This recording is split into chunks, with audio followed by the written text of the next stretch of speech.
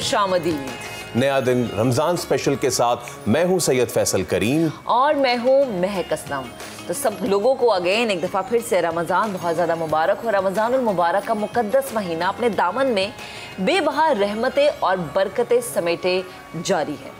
हमें चाहिए कि इस मुबारक महीने में अपना इस दुनिया में आने का मकसद समझें कि आखिर हमें इस दुनिया में भेजा क्यों गया है, और अगर वो मकसद हमें समझ में नहीं आ रहा तो हम सबको अपनी इस्लाह के साथ साथ दूसरों को भी तलकीन करनी चाहिए कि वो इस मकसद को समझे कि रब ताला ने हमें क्यों पैदा किया। एक दूसरे के काम आए, एक दूसरे की मदद करें, अशराए रहमतें लुटा रहा है, खूब नेकियां करें, खुदा ताला को राज़ी करें, लोगों के काम आए। तो शो में बहुत सी दीनी बातें तो होंगी ही, और आज का जो हमारा टॉपिक है वो बड़ा ही बहुत सोशली रिलेट है, क्योंकि आज मैं ये कहूँगी कि एक बीमारी है जो कि हर एक दूसरे बंदे में है। यानी आपके साथ आप जिसके साथ काम कर रहे हैं, आप जिसके साथ खा रहे हैं, इवन आप अगर किसी के साथ रह भी रहे हैं तब भी ये बीमारी एक किसी ना किसी को लाभ हो सकती है। ये है कीना और बुग़्ज़। और ये कैसी बीमारी है जिससे बचना हमने ये तहिया करना है इस रमज़ान में, इस प्रोग्राम के तवस्सुत से आप सब ने जो हमें देख रहे हैं, ये तहिया करना है कि हमने अपने आप को कीना से बचाना है, बुग़्ज़ से बचाना है, हसद से बचाना है। क्योंकि वो कहते हैं ना कि हसद जो है ना वो इस तरह आपकी नेकियों को खा जाता है जिस तरह के कोई कीड़ा लकड़ी को खाता है, दीमक जो है वो लकड़ी चाट जाता है। और इस हवाले से जो है हम अब हदीस भी शेयर करेंगे। सैयदना अबू हुरैरा रज़ी ताला अन्हु से रिवायत है कि रसूल अकरम सल्लल्लाहु अलैहि वसल्लम ने इरशाद फरमाया, तुम हसद ना करो और बुग़्ज़ मत रखो और तर्क मुलाकात मत करो, और अल्लाह के बंदो आपस में भाई भाई बन जाओ। जो शख्स कीना रखता है अपने भाई से उसकी मग़फ़िरत नहीं होती है। तो आप इतनी ये अहम चीज़ है महक, और क्यों रमज़ान में हम बारहा इन चीज़ों का जिक्र कर रहे हैं कि ये कहते हुए भी हमें बहुत ज़्यादा बोझ महसूस होता है कि इन चीज़ों को, जैसे कल हमने झूठ के टॉपिक पर गुफ्तगू की थी तो कहा यह जाता है कि जी ये तो छोटी सी चीज़ है, बोल दे। इसी तरह तर्क और जो तर्क ताल्लुकात हो गए, जो बोझ हो गया, हसद हो गया, ऐसे लगता यह है कि वो अपने आप को तस्कीन देने के लिए वक्ती तौर पे शायद बहुत ठीक है, लेकिन ये इतनी बुरी चीज़ है किसी के हवाले से बदगुमानी रखना, किसी से हसद करना। क्यों? क्योंकि अगर आप कोई दूसरा किसी पोजीशन पे बैठा है और आप उससे ये कह रहे हैं कि नहीं ये तो गलत आया है, इसको ऐसा नहीं होना चाहिए, या फिर ये आप कह देंगे जी तो पर्ची पे है, तो ये अल्लाह की तकसीम के साथ आप जो है वो हसद कर रहे हैं, वो सिर्फ उस शख्स के साथ हसद नहीं कर रहे हैं। सबसे बड़ी बात ये कि इवन अब हम ये देखते हैं कि बहन भाई हो आपस में, कजन्स हो या कोई भी रिलेशन हो, ये जो एक हसद वाली बीमारी है ना, एक तो इसको हम इतना लाइट लेते हैं, लेकिन यकीन करें कि इसकी इतनी सख्त मुमानियत आई है। हसद करना, बुग़्ज़ रखना, कीना रखना, क्यों हम अपने दिलों को बड़ा नहीं कर लेते, क्यों सामने वाले की तरक्की को एक्सेप्ट नहीं करते, आखिर इसकी वजह क्या है, और कुरान पाक और अहदीस और हमारा दीन हमें इस हवाले से क्या बताता है, आज इस पर हम बात करेंगे। तो हमारे गेस्ट हमारे साथ मौजूद हैं, research scholar doctor Muzaffar Hussain Rizvi साहब, उनको वेलकम डॉक्टर साहब, बहुत शुक्रिया आपका। इसके अलावा जो है नात खां हमारे साथ मौजूद हैं, अहमद रज़ा साहब, अहमद साहब का भी बहुत शुक्रिया, और शेफ़ हमारे साथ अमरीन मौजूद हैं जो कि आज क्या होने जा रहा है किचन में ये भी हम आपको बताएंगे। लेकिन हमारे एक बहुत ही स्पेशल गेस्ट हैं, और वो स्पेशल इसलिए हैं, मैं आपको बताता हूँ। बहुत सारे जो मेहमान स्पेशल काम किए हैं, और एक नहीं बेतहाशा काम किए, और वो ऐसा है कि आप हम उनको शो में बुलाएं या हम उनसे बाहर मिलें, वो वैसे ही आपसे मिलते हैं जैसे यहाँ के मिलेंगे, जैसे बाहर मिलेंगे, और हर शख्स से वैसे ही मिलते हैं, चाहे वो कोई किसी भी रुतबे का शख्स हो। सबसे अच्छी बात मुझे इनकी लगती है कि ये कराची वालों के लिए दर्द दिल रखते हैं, वो दर्द जो कि हमें अपने पॉलिटिशियंस में देखना चाहिए या उनमें देखना चाहिए जो दावा करते हैं कि कराची हमारा है, हमने बनाया है कराची को, वो इतना दर्द नहीं रखते, बल्कि वो दर्द रखते ही नहीं है, तभी तो हमारी आवाम का ये हाल है।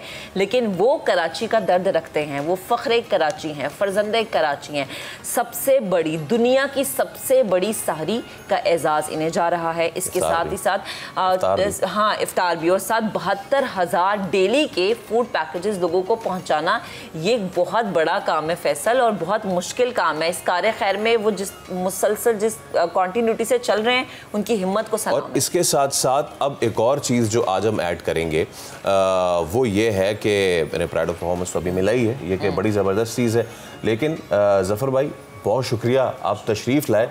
एक बहुत अच्छी चीज़ जो कि अब शुरू हुई है वो है डायलिसिस सेंटर, वो भी फ्री। और ये नहीं कि आप कहीं जाएं उसके लिए आपको कहीं जाना पड़े और लंबी लाइनों का इंतज़ार करना पड़े, क्योंकि हमारे यहाँ जो इलाज के मामलात हैं, इलाज मुआलजे के, तो मैं गुफ्तगू का आगाज़ यहीं से करता हूँ ज़फ़र भाई कि अब माशाल्लाह से डायलिसिस सेंटर का सिर्फ एक दो नहीं, आप पूरा नेटवर्क फैला रहे हैं।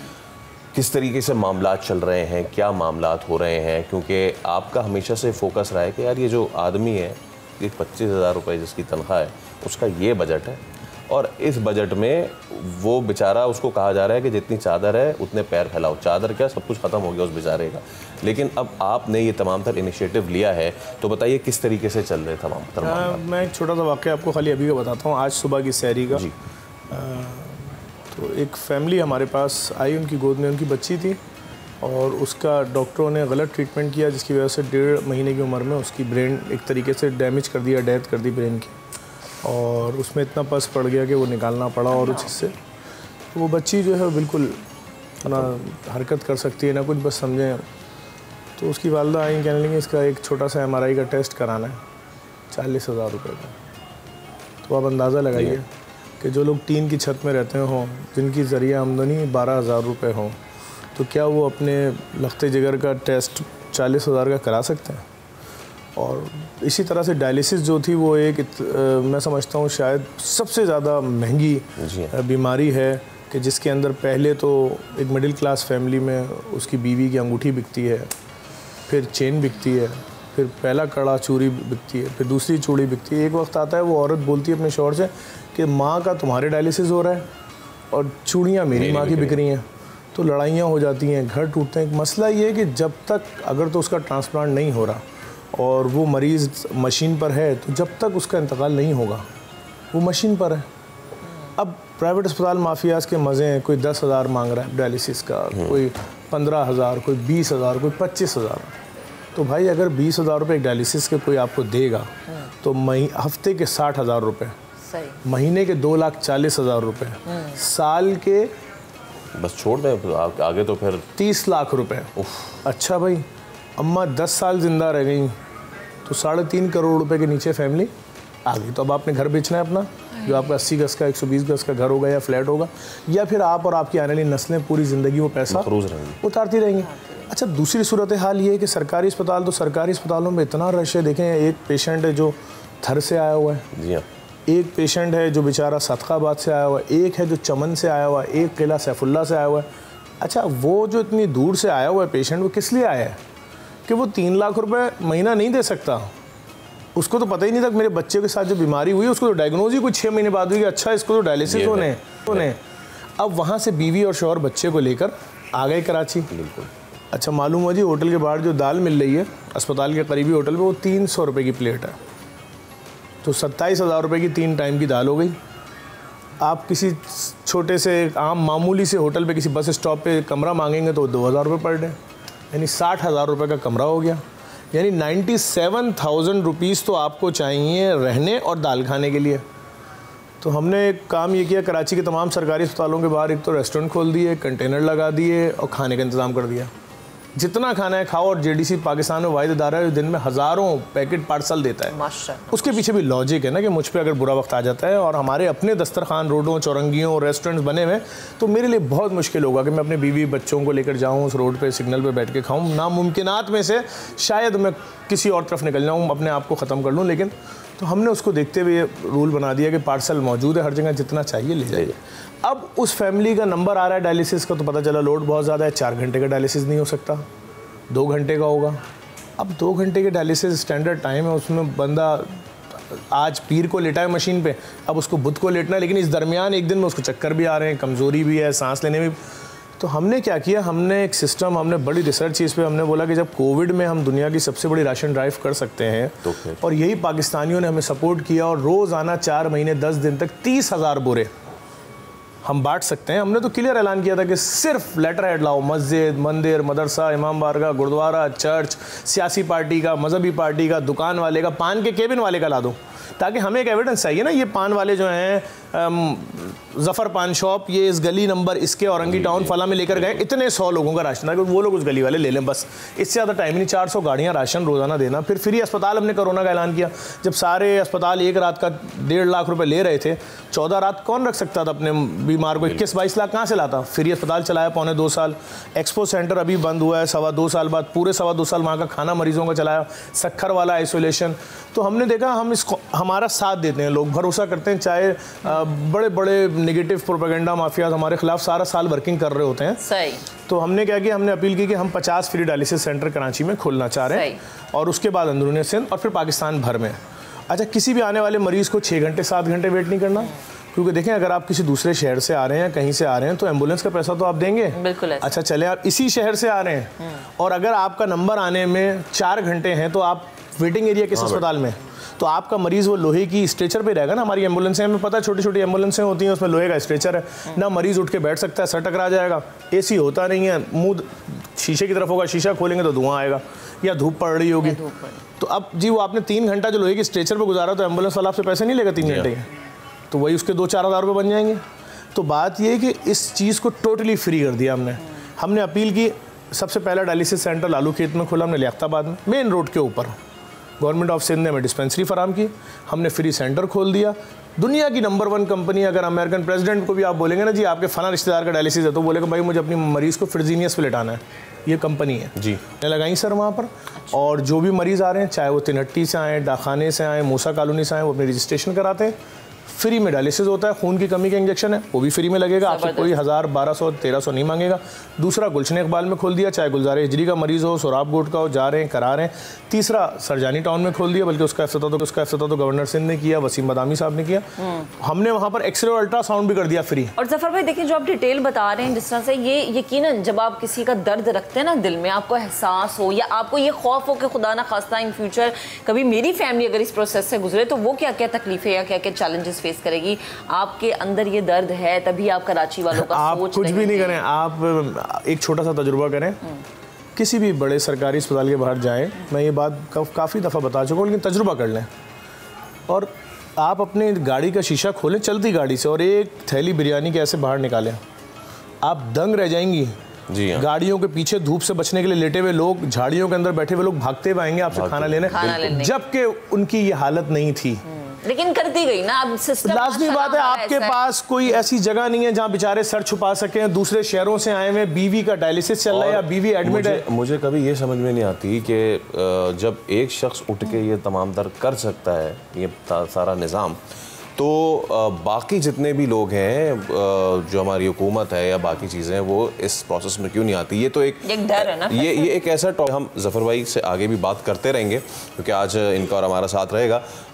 तो आज का जो टॉपिक है, हमारा मेन टॉपिक है, वो है हसद और बोझ से बचा जाए, और क्यों इसकी ममानियत है, क्या इसके रिपरकशंस होते हैं। डॉक्टर मुज़फ़्फ़र साहब से हम बात का आगाज़ करते हैं। डॉक्टर साहब, मुझे बताइएगा कि खुदा ताला ने अपनी किताब में फिर जो उसका अमली जामा है किताब का, हुज़ूर अकरम सल्लल्लाहु अलैहि वसल्लम, उनके ज़रिए भी और उससे पहले भी कई पैगंबर, कई अंबिया, कई जो मैसेंजर्स थे, उनके ज़रिए ये अपनी अपनी अक़वाम को बताया गया कि जहाँ पे नेकी करो, झूठ ना बोलो और बुराइयों से बचो, वहीं हसद और बोझ, इससे बचने का जो है वो बहुत हुक्म दिया गया है। थोड़ी सी रोशनी डालिए कि क्या क्या अहकामात हैं। औज़ु बिल्लाहि मिनश शैतानिर रजीम, बिस्मिल्लाहिर रहमानिर रहीम, व बिही नस्तईन व हुवा खैरुन नासिरिन व मुईन। सबसे पहले मैं आपका और पूरे समा टीवी के तमाम मुंतज़मीन का शुक्रिया अदा करूँगा कि इस अहम मौजू पर गुफ्तगू का मौका दिया, और तमाम मोहतरम नाज़रीन की खिदमत में मुबारकबाद पेश करूँगा इस माह मुबारक रमज़ान की फ़यूज़ात व बरकतें, और बिलख़ुसूस अल्लाह रब्बुल इज़्ज़त की दस्तरख़ान में मेहमानी का जो शरफ़ अता हुआ है तमाम मुसलमानों को, इस हवाले से मुबारकबाद पेश करूँगा। जिस मौजू पर आपने कहा कि गुफ्तगू हो कुरान और हदीस की रोशनी में, कीना, बुग़्ज़ और हसद के हवाले से, एक ऐसी बीमारी जिसके बारे में अल्लाह रब्बुल इज़्ज़त ने कुरान मजीद फ़ुरक़ान हमीद सूरह हश्र की आयत नंबर 10 में इरशाद फरमाया, ये दुआ है, इससे बचने की दुआ है। बिस्मिल्लाहिर्रहमानिर्रहीम, फ़ला तजअल फ़ी क़ुलूबिना ग़िल्लन लिल्लज़ीना आमनू रब्बना इन्नका रऊफ़ुर रहीम। अल्लाह रब्बुल इज़्ज़त इरशाद फरमाता है, और ये दुआ है, एक हर इंसान को ये दुआ मांगनी चाहिए, परवरदिगारा हमारे दिलों में दूसरे मुसलमानों के लिए कीना करार न दे, ला तजअल नहीं करार दे, यानी हमारे दिलों को दूसरे इंसानों के लिए, दूसरे मोमिनीन के लिए कीना से पाक करना, ये एक दुआ है। रब कायनात की बारगाह में जब ये इंसान दुआ मांगता है, और दुआ मांगनी भी चाहिए, एक ऐसी बीमारी कि जो मुआशरे के अंदर तकरीबन 99% अफराद इस बीमारी में मुब्तला है। ये बीमारी जो है वो न दिखने वाली है, इसको बातिनी बीमारी कहते हैं, ये रूहानी बीमारी है। कीना के हवाले से मुख्तलिफ उलमाए कराम ने इसकी तारीफ़ भी बयान की कि कीना कहते किसे हैं। कीना और बुग़्ज़ के हवाले से एक ऐसी बीमारी कि जब इंसान किसी को देखता है, उसके अंदर कुछ खुसूसियात को देखता है, उसके पास अल्लाह की दी हुई नियामतों को देखता है, तो उसके दिल में उसके लिए एक नफ़रत सी पैदा होती है, कैफियत पैदा होती है, और उसको देखने के बाद उसको तकलीफ़ होती है। उस इंसान को जब भी देखता है वो तकलीफ़ महसूस करता है। इस हवाले से रिसालत में आप सल्लल्लाहु अलैहि वालैहि वसल्लम ने इरशाद फरमाया, जा बजा आपके इरशादात अहादीस मुबारक के अंदर मिलते हैं कि वो इंसान जो कीना परवर है, जिसने कीना परवर अपने जिस्म में, अपने दिल में कीना रख के किसी दूसरे इंसान के लिए सुबह की, वो समझ लें कि अल्लाह रब्बुल इज़्ज़त फरमाता है कि वो जन्नत की खुशबू तक नहीं सूंघ सकता। जन्नत की खुशबू से मुराद क्या है कि 70,000, और बाज़ रिवायत के अंदर है कि 70,000 जो है फासले तक जन्नत की खुशबू आती है, लेकिन वो इंसान की जो कीना रखता है किसी दूसरे के लिए, वो जन्नत की खुशबू तक नहीं सूंघ सकता। इसके अलावा चूँकि हसद की भी आपने बात की, बुग़्ज़ की भी बात की, ये वो बीमारियां हैं तकरीबन करीब करीब तर हैं। बाज़ लोग कहते हैं कि हसद भी वही होता है, बुग़्ज़ भी वही होता है, लेकिन इसमें कुछ डिफरेंस ज़रूर है। कीना का मतलब ये है कि एक ऐसी बीमारी जो मुस्तकिल होती है, दिन ब दिन बढ़ती चली जाती है, यानी परवान चढ़ती है। इसके अंदर एक तकलीफ़ है, जब भी इंसान उसको देखता है तो उसके अंदर तकलीफ़ में इजाफा होता चला जाता है। अगर इसकी मिसाल, अपने माशरे की मिसाल दे दूँ, एक सास और बहू, ठीक है, हमारे माशरे के अंदर हालांकि एक माँ और बेटी का रिश्ता है, लेकिन अगर माशरे में देखा जाए, इसको समझना हो कि कीना किसे कहते हैं, तो सास और बहू, एक सास जो अपनी बहू को तलाश करती है, उनके घर जाती है, उसके बाद लोगों को बयान करती है कि मैंने चांद सी दुल्हन जो है अपने बेटे के लिए तलाश की है, उसके बाद बड़ा एहतमाम करती है, पैसा खर्च करती है, और उसके बाद वलीमा का एहतमाम, बड़ी मोहब्बतों से वो दुल्हन जो है ना घर में लेकर आती हैं। और कुछ ही दिनों के अंदर जब उनके आपस में इख्तलाफ हो जाते हैं, तो फिर उसके दिल में, दोनों के दिलों में वो कीना, जिसे हम मौजू है हमारा, कीने में इजाफा हो जाता है, वो तकलीफ़ में इजाफा हो जाता है। उसके बाद ये लम्हा आता है कि सास जो है अपने बहू का चेहरा देखना पसंद नहीं करती, और ये कैफियत दोनों की तरफ होती है। और यहाँ तक कि कल जिसकी तारीफ़ कर रही थी, आज उसका देखना पसंद नहीं करती। और हर महफिल में, चाहे वो खुशी की महफिल हो, चाहे वो गम की महफिल हो, वो वहाँ बैठ के सिर्फ अपनी बहू की बुराइयाँ बयान करती हैं, या बहू जो है अपनी सास की बुराइयाँ बयान करती हैं। और ये वो कैफियत है कि जिसमें दिन ब दिन इजाफा होता है। वजह क्या है? इसलिए कि वो बेचारा जो दुल्हा मियाँ है, उसके लिए दोनों अपनी प्रॉपर्टी समझ रही होती हैं। माँ कहती है ये तो मेरा बेटा है, ये मेरी प्रॉपर्टी है, ये मेरे कब्जे में रहे, ये मेरी बात माने। बीवी कहती है तो ये मेरा शौहर है, ये तो मेरी प्रॉपर्टी है। और आपस में इन दोनों के इख्तलाफात में दिन ब दिन इजाफा होता है, यहाँ तक कि एक दूसरे को देखना पसंद नहीं करते। जब एक दूसरे को देखते हैं तो उनके ब्लड प्रेशर में इजाफा होता है। ये वो बीमारी है जिसे इस्लाम ने कहा कि कीना, इससे हमें अल्लाह ताला बचाए, महफूज करे। फला तजअल क़ुलूबिना ग़िल्लन लिल्लज़ीना आमनू, कि परवरदिगारा हमें दूसरों के लिए कीना वाली कैफियत से हमें महफूज करे। आमीन। और डॉक्टर साहब, जैसे आपने कहा ना हसद और बुग़्ज़, ये करीब करीब है, मैं चाहूँगी कि हम इस पर भी बात करें, लेकिन उससे पहले अहमद रज़ा हमारे साथ मौजूद है। खूबसूरत आवाज़ इनकी, और जब आप कलाम ऐसा पढ़े हो तो आवाज़ तो माशाल्लाह खुद ब खुद खूबसूरत हो जाती है। तो मैं चाहूँगी कि आप प्लीज़ ये नाते रसूल मकबूल सल्लल्लाहु अलैहि वसल्लम पेश करें। ऐ खुदा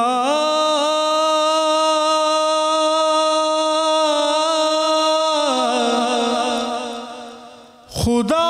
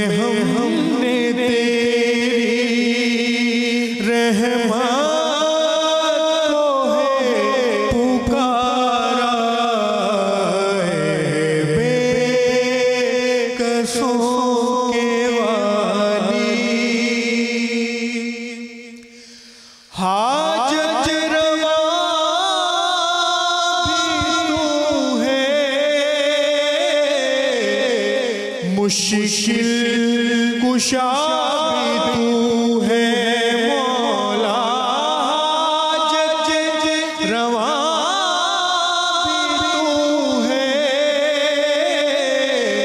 मुश्किल कुशा भी तू है, मालिक तेरे करम पे ईमान है हमारा, बेकसों के वाली दे दे हमें सहारा, मुश्किल में हमने तेरी, मुश्किल में हमने तेरी रहमत को है पुकारा, बेकसों के वाली तू चाहे मिला दे बिछड़े हुए दिलों, मौला तू चाहे तो मिला दे बिछड़े हुए दिलों, हो जाए हम पे मौला।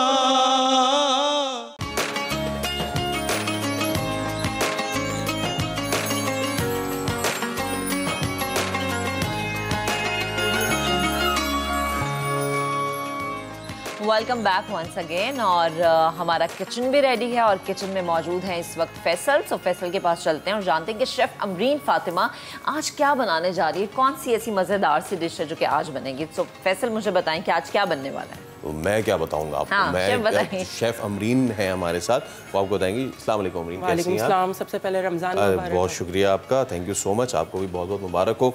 तो जैसे कि हमारी कोशिश ये होती है कि बड़ी बिजी दुनिया चल रही है ना, तो उसमें आपको इफ्तार और सहरी में जल्दी जल्दी सारे मामलात करने होते हैं, और जल्दी जल्दी अगर करने हैं लेकिन आपको हेल्दी भी चीज़ चाहिए, तो Dalda nothing better than that, क्योंकि डालडा जो है बचपन से डालडा और हमारा साथ रहा है। क्योंकि डालडा का है टैगलाइन, जहाँ मामता वहाँ डालडा, तो अब डालडा रखता आपका ख्याल, और कोलेस्ट्रॉल फ्री भी है, वैरायटी ऑफ रेंज है, ऑलिव ऑयल भी है और वनस्पति भी है। इसके अलावा प्यास लग रही है तो फिर कोक पी लें, क्योंकि कोक से है ज़िंदगी।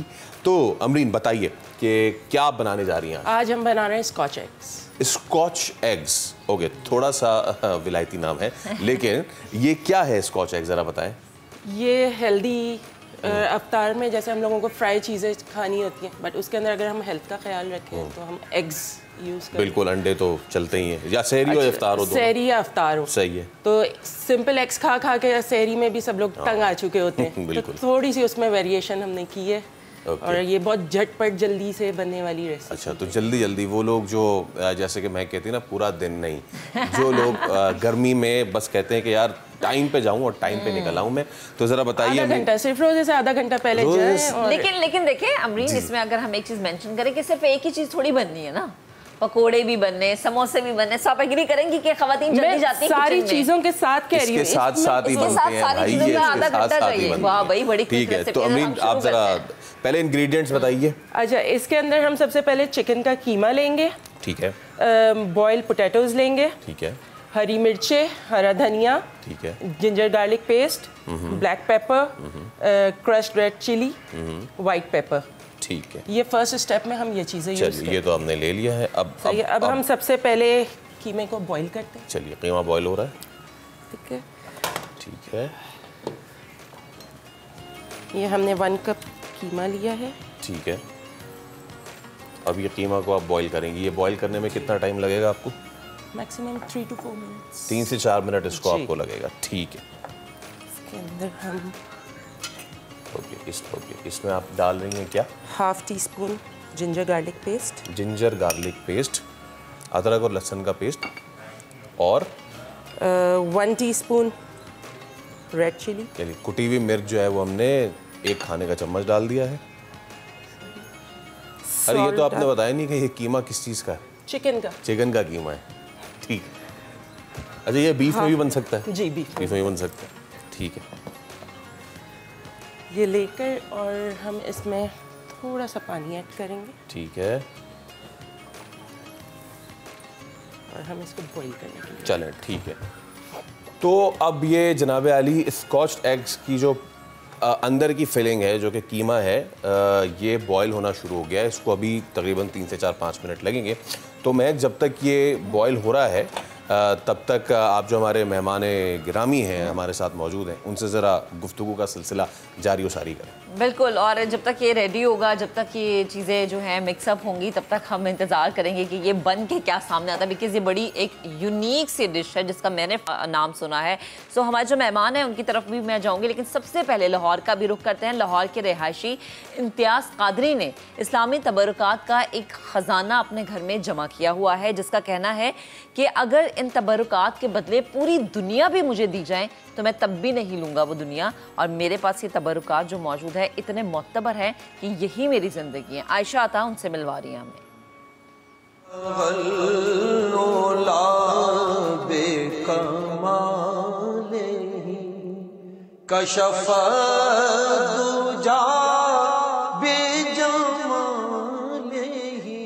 बाईस साल पहले चंद तबरकात थे और एक मुफ्ती साहब मुझे मिले। उन्होंने मुझे अपना वाक़या बताया कि मैंने तबरकात को शेयर करना शुरू किया, लोगों को देना शुरू किया तो तबरकात में इजाफ़ा हो गया। इसी तरह मैंने भी ये सिलसिला शुरू किया और अब मेरे पास 200 से ज़ायद तबरकात हैं। तो ये मेरा एक शौक़ है, ज़ौक़ है कि मैं तबरकात इकट्ठे करता रहूँ और लोगों को ज़ियारत करवाता रहूँ। सबसे कीमती नवादरात में से मेरे पास है आप सल्लल्लाहु अलैहि वसल्लम के तबरकात हैं। आप सल्लल्लाहु अलैहि वसल्लम के मुँह मुबारक हैं। आप सल्लल्लाहु अलैहि वसल्लम के मुँह मुबारक के अलावा हज़रत अली रज़ियल्लाहु तआला अन्हु के, हज़रत उमर रज़ियल्लाहु तआला अन्हु के, हज़रत अबू बकर सिद्दीक़ रज़ियल्लाहु तआला अन्हु के, मुख्तलिफ़ सहाबा कराम के 26 के करीब मुँह मुबारक हैं। गिलाफ़े काबा है, गिलाफ़े काबा ब्लैक कलर का भी है, उसके बाद अंदरस भी है, खाना काबा का सोने का कील भी है। इन सफ़ा वल मरवा तो मिन शाइरिल्लाह, कुरान पाक में है। सफ़ा और मरवा अल्लाह की निशानियों में से निशानियां हैं। सफ़ा की पहाड़ी का पत्थर भी मेरे पास है, मरवा की पहाड़ी का पत्थर भी मेरे पास है। आप सल्लल्लाहु अलैहि वसल्लम की कब्र मुबारक की मिट्टी भी है। खाके शफा का प्याला भी मेरे पास मौजूद है और मस्जिद नबी का कलीन मुबारक भी है। जो तुम्हारी जाली से मुत्तसिल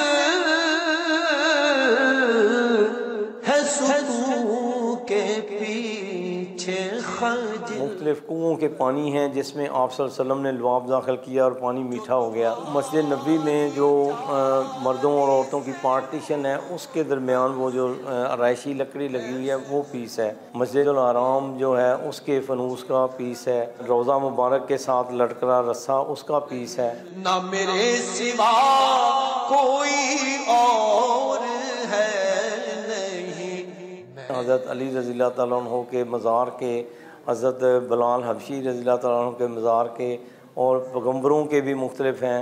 हज़रत ज़िक्रिया अलैहिस्सलाम के, हज़रत यूसुफ अलैहिस्सलाम के, हज़रत आदम अलैहिस्सलाम से निस्बतशुदा बरक़ात भी मौजूद हैं। ये मेरा एक शौक़ है कि मस्जिद एक बनवाऊँ, मस्जिद के साथ एक इस्लामी म्यूज़ियम बनाऊँ ताकि ता क़यामत ये बरक़ात की ज़ियारत का सिलसिला चलता रहे, लोग फैज़याब होते रहें। तो बना के सर को कदम चलो कि ये रास्ता कोई और है।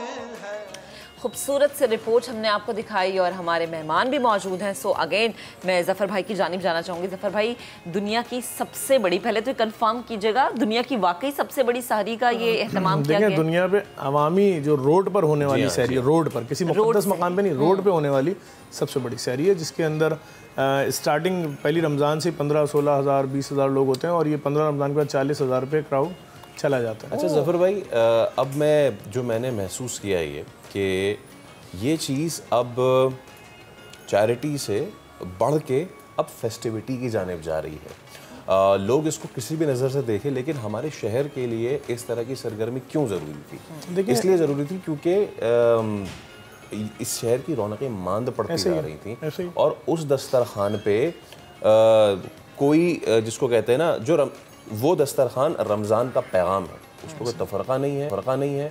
हर भाई, हर फ़िरक़े, हर मसलक से आके बैठ रहा है, इकट्ठे बैठ के खा रहा है। खिलाने वाला भी, जी हाँ, खिलाने वाला भी किसी से नहीं बोल रहा, किसी से नहीं, ना वो पूछ रहा है। और सबसे बड़ी बात है कि हम जिस शहर की बात कर रहे हैं, कराची की, हम दहशतगर्दी का जो वाक़या भी सोच सकते हैं कि मतलब हम सोच सकते हैं कि आशूर के जुलूस में ब्लास्ट, 100 लोग जहाँ भाग, हम सोच सकते हैं कि 12 रबीउल अव्वल के इतने बड़े इज्तिमा में नश्तर पार्क में, मतलब इतने बड़े बड़े सानियात, 250-250 लोग एक एक फैक्ट्री में जल के मर जाएं, चर्च में ब्लास्ट, फायरिंग, दहशतगर्दी, रोज़ाना 12 लोगों का मरना, 1/2 ज़बान के नाम पे फसादात, जी हाँ, टारगेट किलिंग, बहनें बेटियां बेवा हो रही हैं, 1/2 फ़िरक़े के नाम पे, फिर अगली 1/2 ज़बान के नाम पे, फिर फ़िरक़े के नाम पे। जहाँ इतनी दहशतगर्दी हो चुकी हो, जिस शहर को रोशनियों का शहर कहा जाता था, आज उस शहर के अंदर ना सड़कें हैं, ना रोशनी है, ना वहाँ रोज़गार है। रोज़ाना मतलब मैं पाकिस्तान के किसी भी शहर में घूमूं, मुझे कोई शख्स ये बात नहीं बोलेगा यार मोबाइल हाथ में पकड़े हुए हो। कराची में हाथ में मोबाइल पकड़े घूम सकते हैं हम। तो बात ये उस शहर के अंदर एक इस तरह का इवेंट होना कि जहाँ पर बरकी कुमकुमे लगे हुए हों और ऐलान आम है कि भाईजान, अब जब मैं और आप इस वक्त बैठ के बात कर रहे हैं तो इस वक्त नुमाइश औरंगी पे white lemon biryani, green lemon biryani चल रही है।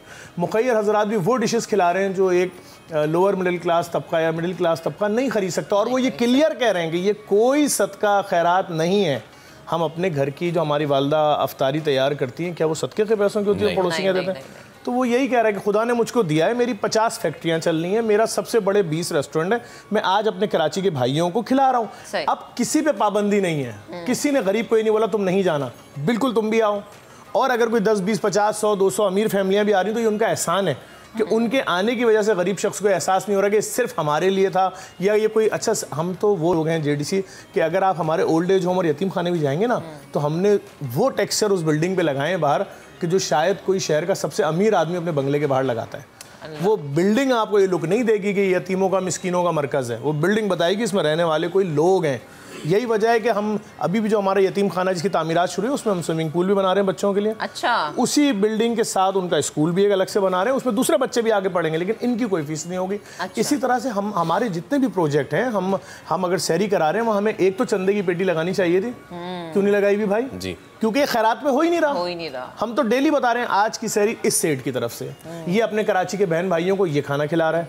अब बहुत बड़ा तबका है जो रोज़ाना कमेंट्स कर रहा होता है वीडियोस के ऊपर कि ये शक्ल से गरीब नहीं दिख रहे, तो वो हमें फार्मूला बताएं, जो लोग अंदर आ रहे हैं उनके कपड़े फाड़ दें या उनसे बोलेंगे, चीख सीख के बोलो कि मैं गरीब हूँ, मेरे घर में भूख नहीं कर सकते। देखें इस वक्त तो ये आलम है, इस वक्त मैं अगर बात करूँ लोगों की महंगाई ने जो हाल किया है, जिनके घरों में कम से कम आज से 4 साल पहले तक अफ्तारी होती थी, अभी उनके घर में अफ्तारी का कॉन्सेप्ट खत्म। उन्होंने कढ़ाई जो उनके घर में स्पेशल रमज़ान में निकलती थी ना, वो निकाली नहीं अलमारियों से, बोला रखे रहना, तो हमें बनानी ही नहीं पकौड़े।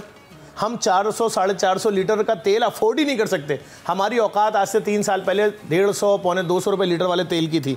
हम बेसन इस्तेमाल कर ही नहीं सकते इतने 100 रुपये का।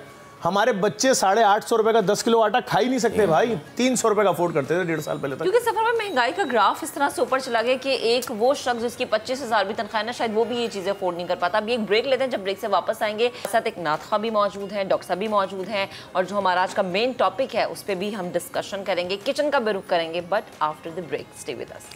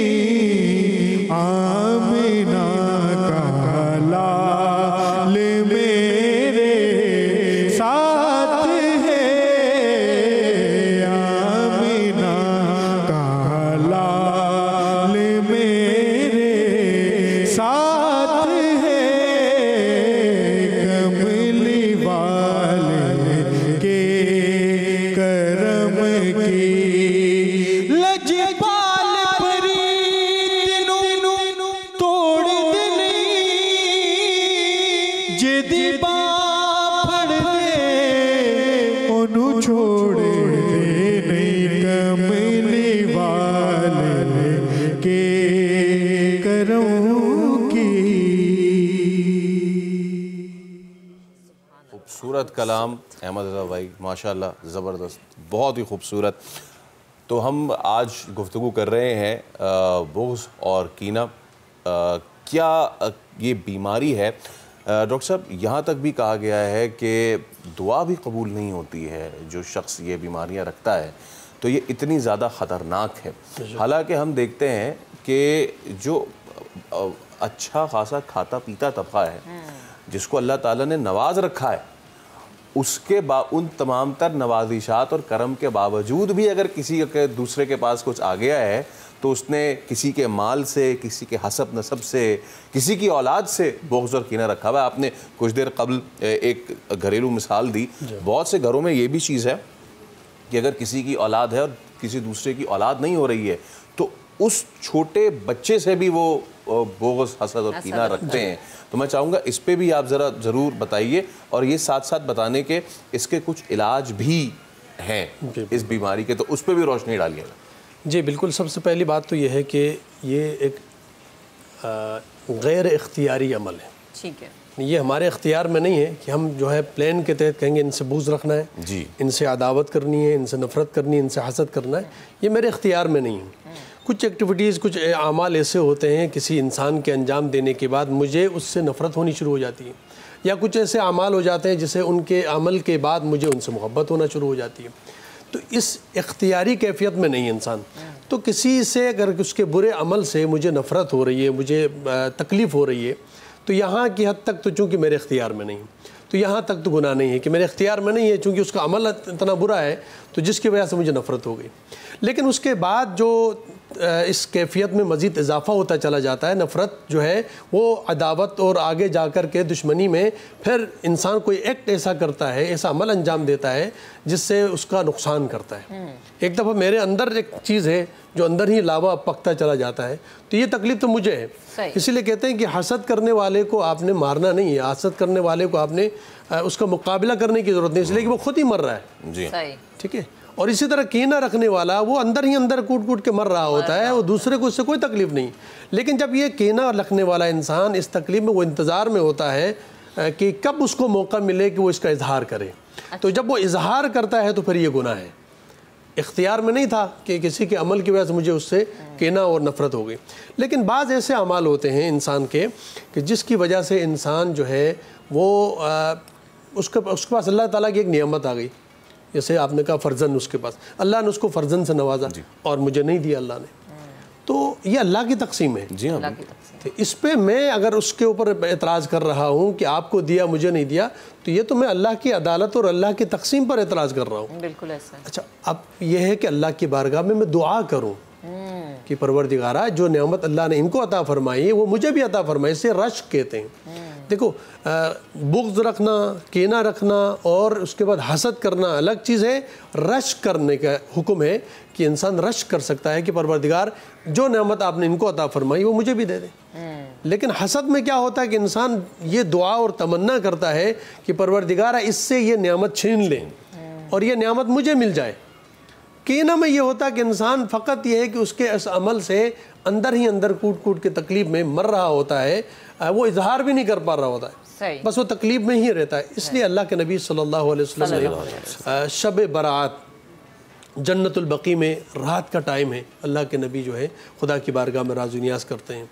और आपने फरमाया कि बनी कलाब जो उस ज़माने में कबीला था जिनकी बहुत ज़्यादा बकरियाँ हुआ करती थी, तो बनी कलाब की बकरियों के बालों से भी ज़्यादा लोग आज की शब जो है मुआफ़ कर दिए जाते हैं, बख्शे जाते हैं। लेकिन वो लोग कि जिनके दिलों में कीना है किसी के लिए, अल्लाह ताला उनको ऐसे ही छोड़ देता है, वो अपने हाल में छोड़ देता है जब तक कि वो अपने दिल से वो कीना ना निकाले, वो बुग़्ज़ दूसरे के लिए ना निकाले। अच्छा, अब आपने कहा कि भाई इसका इलाज भी होना चाहिए, और इसका इलाज भी है, इसमें कोई शक नहीं। इमाम जाफ़र सादिक़ अलैहिस्सलाम से एक रिवायत मरवी है कि आपने फरमाया कि आप हर इंसान को जब मिलो तो आप उसको वलीउल्लाह समझो, किसी से भी मिलो तो उसको वलीउल्लाह समझ के मुलाकात करो। जब आप उसको वलीउल्लाह समझेंगे तो फिर ना उसके ज़ाहिरी हुलिये पे जाएंगे कि इसका हुलिया कैसा है, इसका अमल कैसा है, इसकी गुफ्तगू कैसी है। जब आपने अपने जहन में फ़र्ज़ किया कि ये बहुत अल्लाह का बरगुज़ीदा है, तो फिर आप इंशाअल्लाह उसके बारे में बुरा नहीं सोचेंगे। जब पहले मुलाकात में ही आप गुमान ये करते हैं कि पता नहीं ये कैसा बुरा इंसान होगा, उसके बारे में बदगुमानी करना, तो अगर आपने ये सोचा कि हर इंसान को अपने से बेहतर समझें, एक दूसरा इसके ख़ात्मे के लिए इंसान के अंदर ये चीज़ें, ये बीमारी तो बहुत आसानी के साथ आ जाती है कीना, लेकिन इसके ख़ात्मे के लिए रिवायात के अल्फाज हैं कि आप सलाम में पहल करना शुरू करें और तोहफ़ा तहाइफ का तबादला करें, तोहफ़े दे दें, उसके लिए दुआ करें जिसके लिए आपके दिल में कीना आ चुका है, आपके दिल में उसके लिए बुग़्ज़ है, तो अब आप चाहते हैं कि ये बुग़्ज़ और कीना निकल जाए, तो आप उसके लिए दुआएं करें, आप उसके लिए तोहफ़े दे दें, आप उसके लिए उसकी जो है जगह जगह महफिल में उनकी तारीफ़ करना शुरू कर दें, तो आहिस्ता आहिस्ता आपके दिल से वो कीना निकलता चला जाएगा। वरना रमज़ान के महीने में हम दाखिल तो हो गए, देखिए जिस तरह इस महीने में अल्लाह रब्बुल इज़्ज़त ने फरमाया कि आप, ये महीना मेरा है और आप मेरे मेहमान हैं, रमज़ान हमारा मेहमान है, और फिर इंसान जब रमज़ान में दाखिल होता है तो हम अल्लाह के मेहमान हैं। तो जिस तरह मेहमान को मेज़बान की कुछ चीज़ों का ख्याल रखना चाहिए और इसी तरह मेहमान जो है मेज़बान का ख्याल रखता है, मेज़बान मेहमान का ख्याल रखता है। तो जब हम अल्लाह की बारगाह में जा रहे हैं तो हमें कुछ चीज़ों को पहले से ख़त्म करके जाना होगा। जिसमें से एक कीना है। अगर अपने दिल में कीना रख के आप रमज़ान के महीने में खुदा की बारगाह में किस मुंह से जाएंगे? अल्लाह ताला तो कीना रखने वाले को पसंद नहीं फरमाता। अल्लाह ताला का पसंदीदा इंसान वही है जो जिसके दिल में कीना ना हो। अल्लाह के नबी सल्लल्लाहु अलैहि वसल्लम की सुन्नतें बहुत ज़्यादा हैं, लेकिन अल्लाह के नबी एक मरतबा फरमाते हैं कि मेरी सबसे बड़ी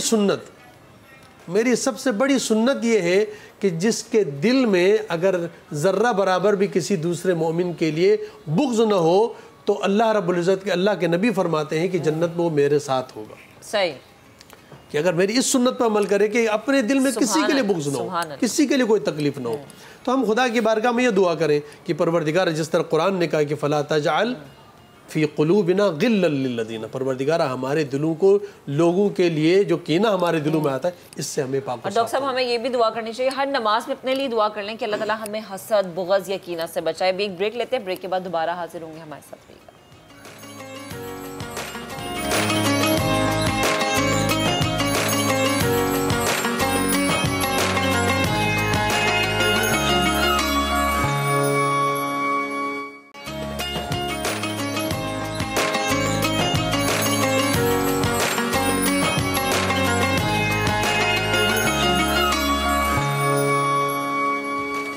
चलिए जी, तो हमारा जो डिश है वो भी जो है तकरीबन तैयार जो है वो अब अपने मराहिल में है। तो अमरीन, आपने सबसे पहले हम कीमा तो हो गया आपका, ऑयल डाल देंगे। चलिए सबसे पहले आप जनाब अली ऑयल डाल दें, डालडा कुकिंग ऑयल, और ये आपने इसमें डाल दिया है।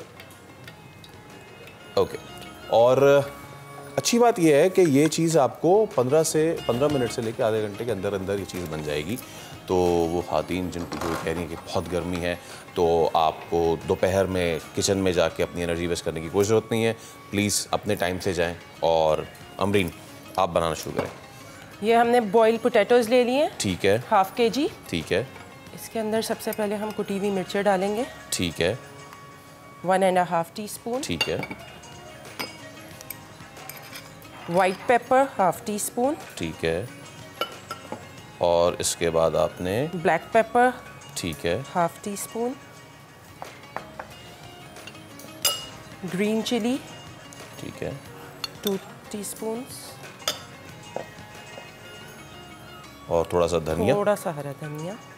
चलें, फाइनली मैं धनिया और पुदीना में फ़र्क करना आ चुका है मुझे। तो ये धनिया है। नमक हस्बे जायका। जी जी, बिल्कुल बिल्कुल। और अब जो है आप इसमें, हम इसमें थोड़ा सा ½ टीस्पून डालेंगे ऑरिगानो। ठीक है, ये आ गया। तो अभी आपकी ये जो पोटैटो है ना, इसकी लवाजमात ये पूरे तरीके से तैयार हो गए। अब आप इसको, अब हम इसके अंदर थोड़ा सा हॉट सॉस डालेंगे, जो कि ज़िद कर रहा है इस वक्त, लेकिन ज़्यादा ज़िद नहीं है।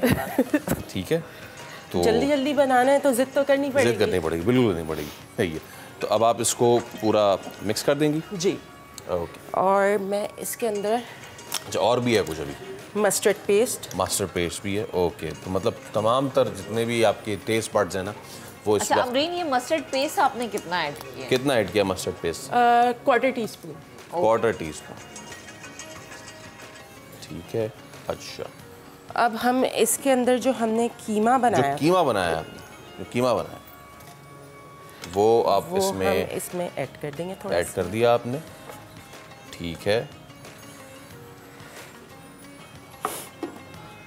और अब ये होगा मिक्स, और वो भी हाथ से। चलें, ठीक है। तो जब तक अमरीन जो है वो इन्होंने मिक्स करना शुरू कर दिया है जी महक, तो आप देख सकती हैं कि बड़ी ज़बरदस्त सी जो है ना, we are half way down, हमारी आधी रेसिपी बन चुकी है।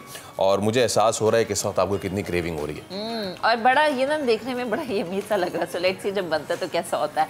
सो हमारे गेस्ट भी हमारे साथ मौजूद है। ज़फ़र भाई, आपकी तरफ दोबारा से आती हूँ। मैं चाहूँगी जो फर्दर आपके प्लान्स हैं इन फ्यूचर, उस हवाले से भी बताएं, क्योंकि ये चीज़ें एक्सपेंड हो गई सिर्फ कराची में नहीं बल्कि पूरे पाकिस्तान में। हम देखते हैं लाहौर हो जाए, इस्लामाबाद, रावलपिंडी, हर जगह पर है। तो प्लीज़ ज़रा बताइएगा। देखें, इस वक्त लाहौर फ़िरोज़पुर रोड पर भी उसी तरह सैरी हो रही है जिस तरह कराची में हो रही है। इस्लामाबाद पिम्स अस्पताल के बाहर भी वैसी ही सैरी हो रही है जिस तरह कराची में हो रही है। और पाकिस्तान में जहाँ जहाँ JDC के दस्तरखान है, सैरी अफ्तारी और सारा साल खाना जारी है। कराची शहर में कब्रिस्तान नहीं था, 40 सालों से कोई नई ज़मीन नहीं दी गई थी और हमने सिंध गवर्नमेंट से रिक्वेस्ट की और लईक अहमद साहब जो साबिक एडमिनिस्ट्रेटर थे उन्होंने हमें ज़मीन दी और हम सरजानी टाउन में एक बहुत बड़ा कब्रिस्तान बना रहे हैं। और उस कब्रिस्तान की ख़ास बात ये, जिस मुसलमान का इंतकाल होगा उसको फ्री में कब्र दी जाएगी और वहाँ पर सबके लिए सेम स्टैंडर्ड होगा, लाइटिंग होगी और स्टेट ऑफ द आर्ट कब्रिस्तान बन रहा है। हमने उन तमाम पहाड़ियों को प्लेन कर दिया है और उसके बराबर में मशहूर कब्रिस्तान है अजीमी कब्रिस्तान, और वहाँ पर कोई भी कराची में जो भी मुसलमान इंतकाल करेगा एक तो फ्री खबर है, दूसरा हर वहाँ पर बहुत सारे ब्लॉक बन रहे हैं, 11 सड़कें बन रही हैं अंदर, उसमें भी अगर कोई चाहे तो अपने मरूमिन की जानिब से एक एक सड़क बनवा सकता है। उस सड़क का नाम उसके मरूम के नाम पे रख देंगे। अच्छा ब्लॉक होंगे, एक ब्लॉक में 166 कब्रें हैं, आपकी कब्र 50 साल तक कहीं नहीं जाएगी, कब्रिस्तान भरेगा, बुकिंग ख़त्म, वो चक्कर नहीं है गोरकन के हवाले कर दिया और ज़िंदगी भर बेचता रहे, कोई ऐसा चक्कर नहीं है। इसी तरह शहर कराची में अगर मैं बात करूँ तो कोई नशे के आदी अफराद के लिए रिहेबिलिटेशन सेंटर नहीं है फ्री, स्कूल कॉलेज यूनिवर्सिटीज़ हर जगह नशा मिल रहा है। अब जब बच्चा उसके अंदर पूरा जकड़ जाता है, लड़की हो कॉलेज यूनिवर्सिटी की, लड़का हो, और उसके बाद वो घर की चीज़ें बेचना शुरू कर रहा है, जी घर से सेट गायब हो गया, उसके लिए तो वो 300 रुपये की चीज़ है। वो नशे का आदी आदमी, उसको नहीं नज़र आ रहा कि 2.5 लाख रुपए का बहन का सेट रखा है, उसको 300 रुपये की खुराक चाहिए। अच्छा जी, एक सेट चोरी हो गया, 2 सेट चोरी हो गए, चीज़ें बिक रही हैं, फिर मालूम होता है। लेकिन जिस सेंटर लेके जाते हैं बोलते हैं जी हम तो हफ्ते का 16,000 रुपये लेंगे। अब कहाँ से देंगे महीने के भाई आप 70-80 हज़ार रुपये? तो एक हम रिहेबिलिटेशन सिटी बना रहे हैं पूरा, उसमें गार्डन भी होंगे, उसमें किसी भी नशे के आदी अफराद को 3 महीने में नॉर्मल करके उसकी फैमिली के हवाले बिल्कुल मुफ्त किया जाएगा। और जो भी हमारा नया वाला ओल्ड यतीम खाना बन रहा है उसके अंदर भी लोग हिस्सा ले सकते हैं, उसमें तमाम सहूलियात हैं यतीम बच्चों के लिए। जो दूसरा ओल्ड एज होम बन रहा है वो भी स्टेट ऑफ द आर्ट है। और अपील यही करना चाहूँगा आपके चैनल की तवज्जो से, जो हम फ्री डायलिसिस सेंटर्स खोल रहे हैं आप देखें, जाके विजिट करें। रमज़ानों में सुबह 6 बजे से डायलिसिस शुरू हो जाते हैं। सही है। आप देखें उन छोटी छोटी आबादियों में कि जो मरीज़ आ रहा है उससे 1 रुपया नहीं लिया जा रहा। दुनिया के किसी मुल्क में आपका कोई प्यारा इंतकाल कर गया डायलिसिस में, उसके नाम से एक मशीन डोनेट कर दें, एक पूरा सेंटर बनवा दें, सारे बहन भाई मिलके आपके नाम से सेंटर होगा। उसके महीने के खर्चे जो हैं मुख्तलिफ अफराद ले लेते हैं, कोई 10 मरीजों की जिम्मेदारी ले लेता है हर महीने की 3,000 के हिसाब से 30,000 रुपये, कोई पूरे सेंटर की जिम्मेदारी। हमारे साथ तो बड़ी बड़ी कंपनियां जुड़ी हुई हैं, सुई सदरन गैस कंपनी जो है वो लियारी वाला डायलिसिस सेंटर हमारे साथ बनवा रही है। इसी तरह से और बड़े बड़े कंपनीज इदारे हैं। ज़फ़र भाई, ये तो आपने वो तमाम तर सेक्टर्स में अब काम करना शुरू कर दिया है जो उमूमन बल्दियाती हुकूमत के, सूबाई हुकूमत के, वफाकी हुकूमत की ज़िम्मेदारी होती है। माशाल्लाह से लोगों को खाना खिलाने से लेके जिसका इस्लाम में हुक्म है, उनके इलाज मुआलजे तक जिसका इस्लाम में मज़ीद हुक्म है। ज़फ़र भाई, तालीम के हवाले से कोई प्लानिंग है आपकी? क्योंकि जहाँ तमाम तर जिम्मेदारियाँ नहीं अदा कर रहे हुकूमत, वहाँ एक जिम्मेदारी ये भी है। देखें, मुझे बताइए इस पे ज़रा। एक तो सिलसिला ये कि JDC पिछले 1 दहाई से ज़्यादा अरसा हो गया IT की फील्ड में कोर्सेज़ करा रहे हैं, मुख्तलिफ IT सेंटर्स हैं। अभी डेल के साथ भी एक IT सेंटर हमने खोला है मोलर एंड फिप्स के साथ करीमाबाद पे, और उसके अंदर भी फ्री कोर्सेज़ कराए जा रहे हैं। उसके अलावा जो हमारा हाउस ऑफ JDC में सेंटर है वो 11 साल से अपनी खिदमत अंजाम दे रहा है।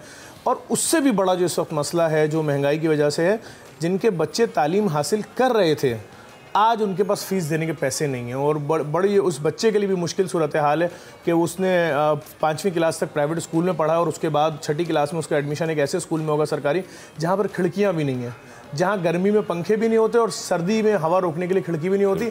उस माहौल में जब वो बच्चा जाएगा तो वो या तो नफ्सियाती दबाव का शिकार हो जाएगा, फिर वो इंग्लिश मीडियम का बच्चा था, वो पढ़ रहा था 2 × 2 4, अब आप जब उसको लाएंगे उर्दू में तो उसके लिए कितना मुश्किल होगा। तो हमारे पास जो फीसों के मामला आ रहे हैं वही लाखों करोड़ों रुपए के आ रहे हैं कि जी बेटी की सेमेस्टर की फ़ीस है, 2 सेमेस्टर की, आखिरी 2 सेमेस्टर रह गए, 75 हज़ार रुपये। 3 बच्चों की सेमेस्टर की फ़ीस है, 3 बच्चों की 1 साल की स्कूल की फ़ीस है, 5,000 रुपये के हिसाब से आप लगा लीजिए, 1.5 लाख पौने 2 लाख का बिल है, वैन वाले का बिल है। तो इस वक्त जो माशी सूरत हाल है लोगों की वो अच्छा, अगर तो आप किसी एक ज़बान बोलने वाले के लिए काम कर रहे हैं या किसी एक मसलक के लिए कर रहे हैं तो आपके पास इतना लोड नहीं आएगा। लेकिन जब आप ऐलान करेंगे हम ईदी की तरह, हम ईदी के सिस्टम को फॉलो करेंगे, हम मरने वाले की लाश दफनाने के लिए उसकी बीवी से, उसके शौहर का, मरहूम का मज़हब नहीं पूछेंगे, लाश की हुर्मत दफना दो, ये लो बहन पैसा अपने शौहर की मैयत दफना दो, तो फिर आपके पास एप्लीकेशनें भी वैसे ही आएंगी। हमारा ये प्रोग्राम देख के मेरे पास डोनर खिंचे हुए नहीं आएंगे। इस प्रोग्राम के बाद मेरे पास अगर दिन में 10,000 एप्लीकेशनें आ रही हो तो वो 10,500 हो जाएंगी। लोगों की उम्मीद बन जाती है। और सबसे अफसोसनाक जो मंजर है इस वक्त, वो दहला देने के लिए एक बहुत अच्छे हुलिये वाला आदमी, उसकी शक्ल बता रही है कि वो एक बड़ी पढ़ी लिखी फैमिली, मजबूत फैमिली बैकग्राउंड से वो आपके पास आके बैठा है। आप समझ रहे हैं शायद डोनेशन देने आया है, वो जेब में हाथ डालेगा कि चेक देने आया हूँ, ये ज़कात देने आया हूँ आपको, नहीं। वो एक एप्लीकेशन निकालता है, उसके बाद उसके होंठ कांपना शुरू हो जाते हैं और उसकी आंख से पहला आंसू का कतरा गिरता है और हम समझ चुके होते हैं इस लेटर में क्या लिखा है। इसीलिए हमने अपने ऑफिस में केस सुनते ही नहीं है। आप अपना मसला पेपर पे लिखो, दे दो।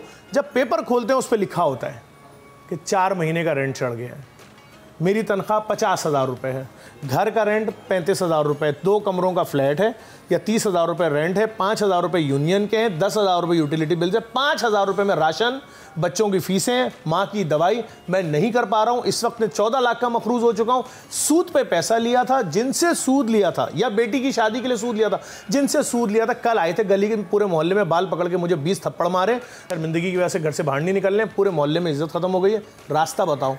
अब उस शख्स को रोकना कि रास्ता किसी गलत रास्ते की तरफ नहीं जाना है तुमने, वो कह रहा है खानदान के हर उस शख्स का दरवाज़ा खटखटा चुका हूँ जिनके बच्चों की शादियां मैंने कराई थी, जिनके बच्चों को फीसें मैंने भरी थी, लेकिन आज जब मुझ पर बुरा वक्त आया तो उसको मायूसी से बाहर निकालना। वो फैमिलीज़, वो बीवियां जो पैसा ना होने की वजह से शौहरों से लड़ गई हैं और तलाक और ये और वो, उनको बैठा के समझाना। अब मैं आपसे बिल्कुल गलत बयानी नहीं करूँगा, आप मेरे ऑफिस सुबह 7 बजे चले जाएँ, आप दंग रह जाएंगे, इतने केसेस खड़े होंगे। लेकिन ज़फ़र भाई यही है ना कि इन तमाम तर ये जो पहाड़ जैसे मसाइल हैं उनके आगे आपने तन्हा हिम्मत की है और जेडीसी के प्लेटफॉर्म से अब शायद जो नहीं भी सोचा था आज से इतने साल पहले, वो तमाम तर आप काम कर रहे हैं। हमारी दुआ है इस प्लेटफॉर्म के तवस्सुस से भी और ज़ाती भी कि खुदा ताला आपको न सिर्फ इस शहर बल्कि इस मुल्क, इस उम्मत के लिए कारगर बनाए ताकि रोज़े महशर जाएं तो झोली फैला के खुदा के सामने कह सके, ए खुदा मैं गुनाहगार ही सही लेकिन तेरे बंदों की खिदमत की तो उस वसीले से जो है मेरी बख्शिश फरमा। चलें जी, एक ब्रेक लेते हैं, ब्रेक के बाद दोबारा हाजिर होते हैं, हमारे साथ रहिएगा।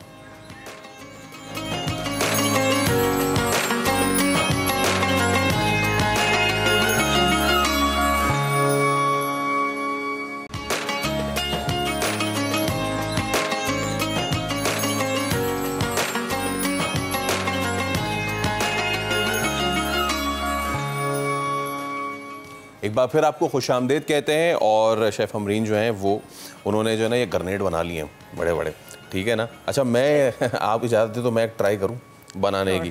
तो जनाब अली, ये अगर तो मेरे घर में देख रहे होंगे आज कितना ये खुशी, ये इतना खुशी का दिन होगा ये कि मैं ये काम कर रहा हूँ। वैसे महक आप इसमें ना वो ना करें, मुझे आता है बनाना। नहीं नहीं बिल्कुल आता होगा। मैंने ये कल भी बात की थी कि देखिए ख़वातीन चले सारा दिन नहीं, एक मखसूस वक्त के लिए बनाने के लिए और इफ्तारी के लिए किचन में मौजूद होती है। और अगर मर्द हजरात उनका हाथ बटा दें और उनका थोड़ा साथ दे दें, इसमें कोई कबाहत नहीं है। किचन में रहना सिर्फ ख़वातीन का काम नहीं होता। तो फैसल, मुझे नहीं पता था आप इतनी अच्छी कुकिंग कर सकते हैं। नहीं, मैंने कुकिंग तो की नहीं है अभी।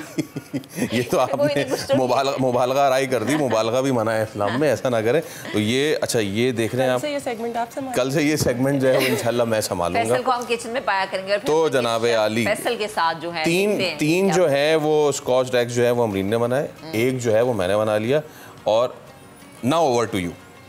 चलें, थैंक यू। अच्छा अब आप इसमें क्या करेंगी? अब हम इसको कॉर्नफ्लोर पे कोट करेंगे। ओह हाँ, कॉर्नफ्लोर में आप इसको कोट करेंगी, ठीक है। अच्छा मैंने ये प्रैक्टिकल एग्जांपल कर लिया है।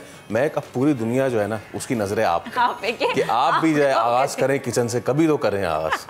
देखिए अगर आप चाहते हैं, यानी देखने वाले जो हैं हमारे बहुत अजीज़ हैं, वो चाहते हैं कि अगर खाना या जो भी चीज़ है वो सही सलामत बन जाए, तो प्लीज़ ये नज़रें मेरे पे से हटा लें, क्योंकि मैं हवाले से मुझे कुछ भी नहीं आता टू बी वेरी ऑनेस्ट। लेकिन हाँ, मुझसे पूछा गया कि आपको खाना बनाना आता है, तो मैंने ये कहा कि नहीं, मुझे खाना आता है और बहुत अच्छा खाना आता है, क्योंकि मुझे खाने का बहुत ज़्यादा शौक़ है।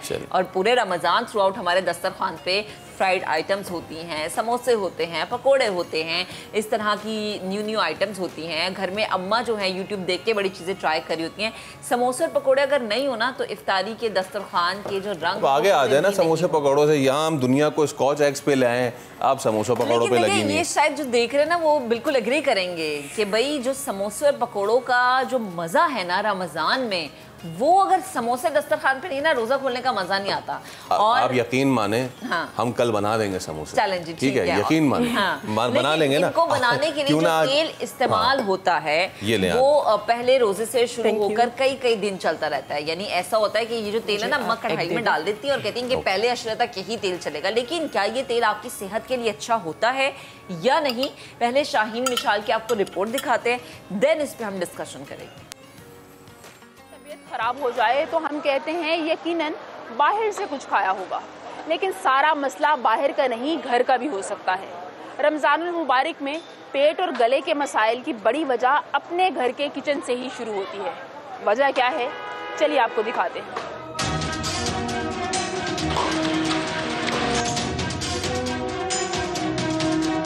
साफ कुकिंग ऑयल में पुराना बचा हुआ घी या तेल डालकर इस्तेमाल करना तकरीबन हर घर की यही कहानी है कि रंग चाहे जितना भी काला हो जाए, मगर पकौड़े समोसे तलने के बाद कड़ाही में बचा हुआ इजाफी तेल फेंकने की हिम्मत कोई खातून नहीं करती। रमज़ान में हर चीज़ तली हुई इस्तेमाल होती है, इसलिए हम रोज़ाना की बुनियाद पर नया तेल तो इस्तेमाल कर नहीं सकते, तो इसलिए हमें बचत करनी पड़ती है और वो उसको हम दोबारा रीयूज़ करते रहते हैं। मगर जनाब, फ्राई शुदा तेल बचा बचा कर रखना और फिर इस्तेमाल करना बचत नहीं बल्कि सेहत के लिए बड़ा खतरा है। उसको हम कहते हैं रेंसिड ऑयल। रेंसिडिटी के हवाले से मैं आपको ये कहूँगी कि रेंसिडिटी भी एक दिन में आपको इसका कोई असर नज़र नहीं आता। शायद आप तली हुई तेल में बहुत बार पकाते हैं, आप बिल्कुल ठीक महसूस करते हैं, लेकिन इन लॉन्गर रन इसके बहुत मुज़र असरात हैं, जैसे कि डायबिटीज़, कैंसर का बढ़ना। किस रंग का घी या कुकिंग ऑयल काबिल इस्तेमाल हो सकता है, फूड अथॉरिटी के माहिरीन से ये भी जान लें।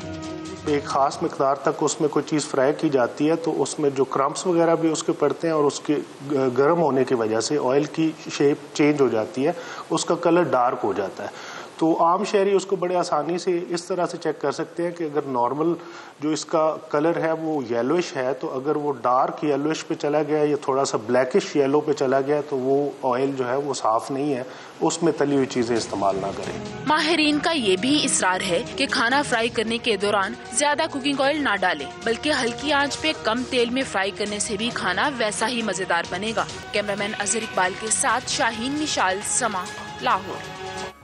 तो बड़ी ये मुश्किल है जनाब कि कौन सा ऑयल इस्तेमाल किया जाए, कौन सा नहीं किया जाए। हमारे लिए आसान है क्योंकि हमारे किचन में डालडा कुकिंग ऑयल इस्तेमाल होता है, जिसकी एक बहुत बड़ी रेंज है। हेल्दी भी आपको रखता है, सेहतमंद भी रखता है, और हम बचपन से सुनते हैं, देखते हैं, जहाँ माम था वहाँ डालडा। और इसके साथ ही साथ डॉक्टर अरीज हमारे साथ मौजूद हैं, इनसे हम जानेंगे कि क्या ये वाकई हेल्दी होता है कि पहले रोज़े को आपने कढ़ाई में जो ऑयल रखा है वो 10वें रोज़े तक चल रहा है, उसको दरमियान में हमें रैपिडली चेंज भी करना है, ये इसकी जो मिकदार है वो ज़्यादा ज़रूरी होती है। सो अस्सलाम वालेकुम डॉक्टर साहिबा, कैसी हैं आप? रमज़ान मुबारक। अच्छा, ये अमूमन घरों में होता है, ये मेरे भी घर में यही होता है। अम्मा जो है ना वो कढ़ाई में जो तेल डालती है वो कहती है 5वें 6ठे रोज़े तक यही चलाओ तुम। तो ये क्या हेल्दी है? ऐसा करना चाहिए? डाल के आपने रख दिया तो अलग बात है, आप उसको यूज़ कितनी दफ़ा करें, बिकॉज हर ऑयल का ना एक स्मोक पॉइंट होता है। स्मोक पॉइंट क्या होता है कि जिसपे वो बर्न करना शुरू करेगा, उसमें ऑक्सीडेशन इतनी ज़्यादा होगी कि उसके अंदर टॉक्सिन्स बनना शुरू हो जाएंगे। उसके बाद वो जो है फिर वेपर्स बनना शुरू। आपने देखा कभी बहुत ज़्यादा आप रीयूज़ करते हैं ऑयल, और अगर उसके ऊपर कढ़ाई के ऊपर ढकना रखें तो उस पर ऑयल के वो निशान फ्रेश ऑयल में नहीं आएगा। वो वेपर्स भरने का मतलब ये कि इसके अंदर इतने टॉक्सिन्स आ गए कि आप इसको चेंज कर दें। आप जब रीयूज़ करते रहते हैं ऑयल तो उसमें बेसिकली होता ये है कि ऑक्सीडेशन की वजह से टॉक्सिन्स प्रोड्यूस होते हैं, वो आप जब खाते हैं, हम लोग चीज़ों में फ्राई करते हैं तो हमारी बॉडी में जाके नुकसान देते हैं। सही है। वो कैंसर का रिस्क ज़्यादा बढ़ जाता है, और उसके अलावा भी बहुत सारे हार्ट इश्यूज़ जो हैं, जितना क्योंकि उसका फॉर्म चेंज होता जाएगा। ऑयल जो यूज़ करें उसका फॉर्म चेंज होता है। अच्छा, ये एक बड़ी इंपॉर्टेंट बात है कि वो कहते हैं कि जो अगर आप अपने दिल को सेहतमंद तवाना रखना चाहते हैं तो आपके घर में जो भी तेल इस्तेमाल हो रहा है, जो भी कुकिंग ऑयल इस्तेमाल हो रहा है, देखभाल के उसको इस्तेमाल करें। बहुत सारे लोग ऑलिव ऑयल को प्रेफर करते हैं, तो इतना इफेक्टिव है। ऑलिव ऑयल इसलिए प्रेफर करते हैं कि मोनो अनसेचुरेटेड ऑयल, ठीक है, यानी कि बहुत जो सेचुरेटेड ऑयल्स होते हैं वो हमारे जल्दी जाके जो है ना हमारी वेसल्स को, ब्लड वेसल्स को थिकन करते हैं, उसमें क्लॉट्स बनते हैं। जो अनसेचुरेटेड ऑयल्स होते हैं वो कम ये करते हैं। तो उसमें ओमेगा फैटी एसिड्स भी अच्छे हैं ऑलिव ऑयल में, इसलिए प्रेफर किया जाता है। लेकिन ऑलिव ऑयल एक्स्ट्रा वर्जिन नहीं यूज़ करना चाहिए कुकिंग के लिए, क्योंकि वो हीटिंग पर्पस के लिए नहीं होता। जो पोमेस ऑलिव ऑयल आता है वो कुकिंग पर्पस के लिए होता है, उसको आप यूज़ कर सकते हैं, कढ़ाई में डाल सकते हैं, फ्राई भी कर सकते हैं उसमें चीज़ें। अच्छा, अब बहुत सारी चीज़ें ऐसी होती हैं जिनको आप डीप फ्राई करते हैं, ठीक है। अब उसके लिए होता ये है कि कुछ लोगों को आदत होती है कि जब तक वो तेल प्लेट में नजर ना आए कि अच्छा हाँ तेल लगा हुआ प्लेट में, एग्जैक्टली तब तक उन्हें सुकून नहीं आता और लगता नहीं है कि ये चीज़ें अच्छे तरीके से फ्राई हुई हैं, जो कि गलत सोच है, ऐसा नहीं होता। प्लीज़ ज़रा इस पर भी कॉमेंट। देखो बेसिकली अगर आप ऑयल पे बात करते हैं ना कि कौन सा ऑयल बेस्ट है, मैं जब सारे पेशेंट्स को ये कहती हूँ कि ऑयल के उसमें साइंस में इतना ज़्यादा तो कोई नहीं जाएगा, लेकिन आप क्वांटिटी कम रखें। जब आप क्वांटिटी कम कर देंगे ना तो ठीक है, जो न्यूट्रिशनल बेनिफिट्स हैं हर ऑयल के डिफरेंट हैं, लेकिन आपके साथ उसके साथ जो नुकसान है उनसे आप बच जाएंगे। तो अगर आप क्वांटिटी कम रखेंगे, एक्सेस आपकी बॉडी में होगा ही नहीं, तो उसको स्टोर ही नहीं करेगी एक्सेस बॉडी में। अच्छा डॉक्टर साहब, रमज़ान है, रमज़ान में अगेन वही ऑयली चीज़ें आपके दस्तरखान पे मौजूद होती हैं। जब तक ये पकोड़े या समोसे या कुछ भी नगेट्स वगैरह आपकी दस्तरखान पे ना मौजूद हो, एक तो बच्चे भी और दूसरा घर के मर्द हजरात भी इफ्तारी से थोड़ा सा हाथ रोक लेते हैं कि भाई ये तो चीज़ें मौजूद नहीं है। मैं चाहूँगी हमारे नाज़रीन की आसानी के लिए आप बताएं कि डेली रूटीन में आपके दस्तरखान पे आपकी बॉडी के लिहाज से कितनी फ्राइड आइटम्स होनी चाहिए जिसको आप इजीली एडजस्ट करें अपनी बॉडी के अंदर और आपकी हेल्थ के लिए भी बड़ी अच्छी। देखो एक तो जो हर चीज़ की खाने की मिकदार होती है ना, वो इंसान की बॉडी वेट, हाइट, एज के अकॉर्डिंगली डिफरेंट हो जाती है, ठीक। लेकिन कोशिश ये करनी चाहिए कि आप पोर्शन साइज कम रखें। अगर जैसे रोल है, समोसा में, मैं बहुत सिंपल सी बात करती हूँ कि आप एक दिन में एक फ्राइड आइटम रखें, ठीक है, ताकि आपके वैरायटी नहीं होगी ना, वेरिएशन नहीं है, तो आपका हाथ हर तरफ नहीं जाएगा।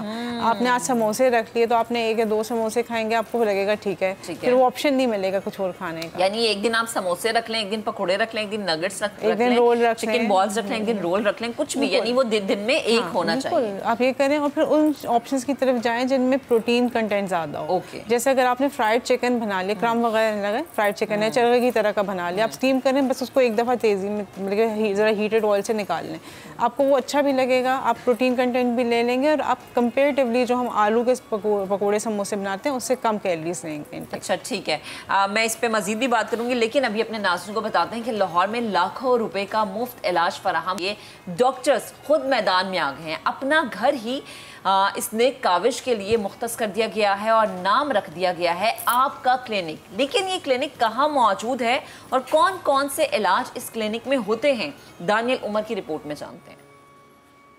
अल्लाह की रजा हासिल करनी है तो उसकी मखलूक के लिए आसानियाँ पैदा करें। लाहौर के डॉक्टर्स ने इसी कॉल पे अमल करते हुए माह मुबारक से खुदा की मखलूक की खिदमत का आगाज कर दिया है। आइए आपको भी दिखाते हैं।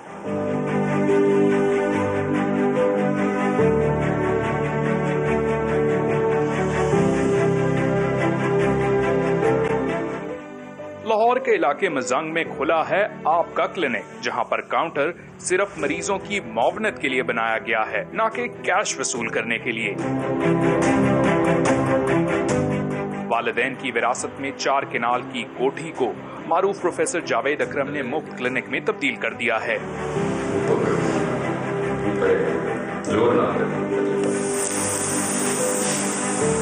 प्राइवेट अस्पतालों और क्लिनिक्स में एक बार मरीजों का चेकअप करने के हजारों रुपए वसूल करने वाले मारूफ डॉक्टर्स और सर्जन्स यहां पर मुफ्त इलाज करेंगे। अद्वियात और टेस्ट भी बगैर किसी कीमत के होंगे। ठीक है, ऊपर देखें जरा। Very good. आपका क्लिनिक खोलने वाले प्रोफेसर जावेद अकरम का कहना है कि मुखय्यर हजरात की मदद से मरीजों की खिदमत का बेड़ा उठाया है। बच्चों और बड़ों की हर किस्म की पेचीदा बीमारी का इलाज यहाँ पर किया जाएगा। तकरीबन 70 साल पुराना घर है और हम सब बहन भाई यहीं से पैदा हुए और यहीं पे मेरे वालिद वालदा का जनाजा निकला, तो इसलिए इसमें बहुत ज़्यादा हमारी इमोशनल अटैचमेंट है। ये इनहेरिटेंस में मेरे इससे आ गया था, कमर्शियल प्रॉपर्टी है बहुत, तो मैंने और मेरी अहलिया डॉक्टर शैला ने सोचा कि ये हमने कमाया भी नहीं है और है ही अल्लाह ने ही दिया हुआ है, इनहेरिटेंस में आया है, इसको अल्लाह के नाम ही कर देते हैं। आपका क्लिनिक इंतजामिया के मुताबिक रवा बरस कराची और हैदराबाद समेत मुल्क के मुख्तलिफ शहरों में ऐसे ही मुफ्त क्लिनिक्स खुलने के मराहिल में हैं। कैमरामैन नवीद रमजान के साथ दानियाल उमर, समा, लाहौर। रिपोर्ट हमने आपको दिखाई और यकीनन इस पर बात करना बहुत ज़रूरी है। डॉक्टर जावेद अकरम साहब हमें ज्वाइन कर चुके हैं। डॉक्टर साहब बेहद शुक्रिया वक्त देने के लिए। रमज़ान मुबारक। जो रिपोर्ट हमने आपको दिखाई है ये यकीनन उन लोगों के लिए बड़ी मुफीद है जिनको होता नहीं है कि वो जाएँ जाके इलाज करवाएँ, क्योंकि आजकल सेहत के हवाले से जितनी सहूलियात हैं एक तो वो मिलती नहीं है और अगर मिलती हैं तो बहुत एक्सपेंसिव। मैं चाहूँगी कि इसके पीछे जो माइंड सेट था वो प्लीज़ आप हमारे साथ शेयर करें कि इसका ख्याल कैसे आया। बहुत शुक्रिया जी।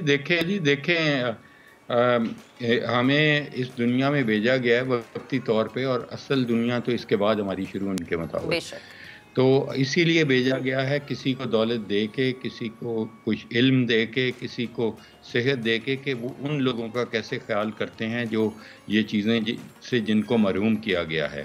तो जाहिर है कि ये एक आजमाइश है जो अल्लाह ताला की, और अल्लाह ताला करे ये छोटी सी काविश से हम कुछ किसी हद में उसमें अल्लाह ताला के हुजूर सुरखरू हो सकें। तो रमज़ान एक ऐसा महीना है जहाँ कई गुना, हमारी 27 से 28 गुना बढ़ जाती है जो भी हम काविश करते हैं। तो मेरा ख्याल है इससे बेहतर मौका और इससे बेहतर मुल्क और इससे बेहतर मज़हब नहीं हो सकता था कि हम ये करते।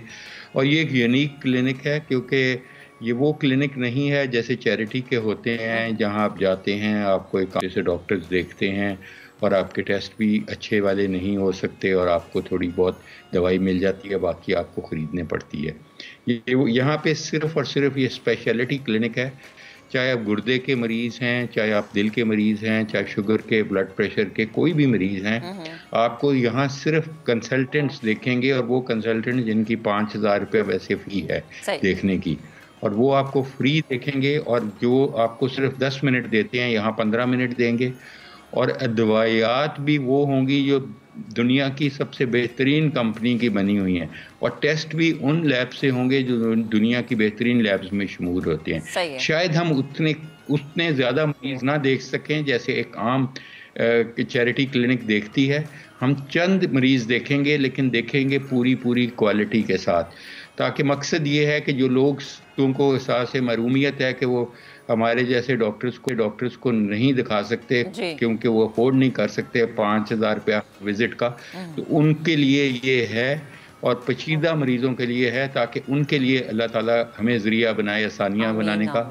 और जाहिर है यही हमारे दुनिया में मकसद है आने का, जो इंशाल्लाह हम किसी हद तक पूरा कर रहे हैं। लेकिन इसके फ़ौरन बाद रमज़ान के हम तारिक रोड कराची में यही क्लिनिक खोल रहे हैं, और हैदराबाद में, फैसलाबाद में और मुल्तान में इंशाल्लाह ये एक जाल बिछेगा आपका क्लिनिक। और ये Pakistan society of internal medicine, जिसका मैं सदर हूँ, जो कि सब शहरों में है, ये उनके जो कंसल्टेंट्स हैं, जो टॉप के कंसल्टेंट्स हैं, वो वहाँ पे फ्री काम करेंगे। और ये मैं जज्बा अपने साथियों का सराहता हूँ, उनका बहुत बड़ा ये जज्बा है। टाइम देना ज़्यादा मुश्किल है बजाय पैसा या चीज़ देने के। बिल्कुल आप दुरुस्त फरमा रहे हैं डॉक्टर साहब। मैं चाहूँगी आपने कराची का जिक्र किया, कराची में भी ऐसी चीज़ों की बेहद ज़रूरत है, तो प्लीज़ बताइएगा कराची कब आप आएंगे, ऐसा क्लिनिक हम कराची में कब देखेंगे? देखें, जब ये हमारा मॉडल देखा तो हमारे एक भाई हैं नदीम साहब, उन्होंने हमें कांटेक्ट किया कि जब ये मैंने अपना घर दिया इस काम के लिए, और उन्होंने देखा तो उनका भी आबाई घर था, तो उन्होंने कहा कि ये है सही, ये चाबियाँ मेरे पास पड़ी हैं, चाबियाँ आप ले लें और इसको बुलाएं। तो हम 15 रमज़ान को वो घर को देखने अब जा रहे हैं, उसकी एवेल्यूएट करेंगे। ज़ाहिर है इसको भी काफ़ी माह लग गए, इसकी रिपेयर करनी थी। एक घर था जिसको हमने कन्वर्ट करना था क्लिनिक में, मल्टी स्पेशलिटी, वहाँ एक्सरे लगना था, वहाँ लैब बननी थी, वहाँ सब कुछ, तो थोड़ा टाइम लग गया।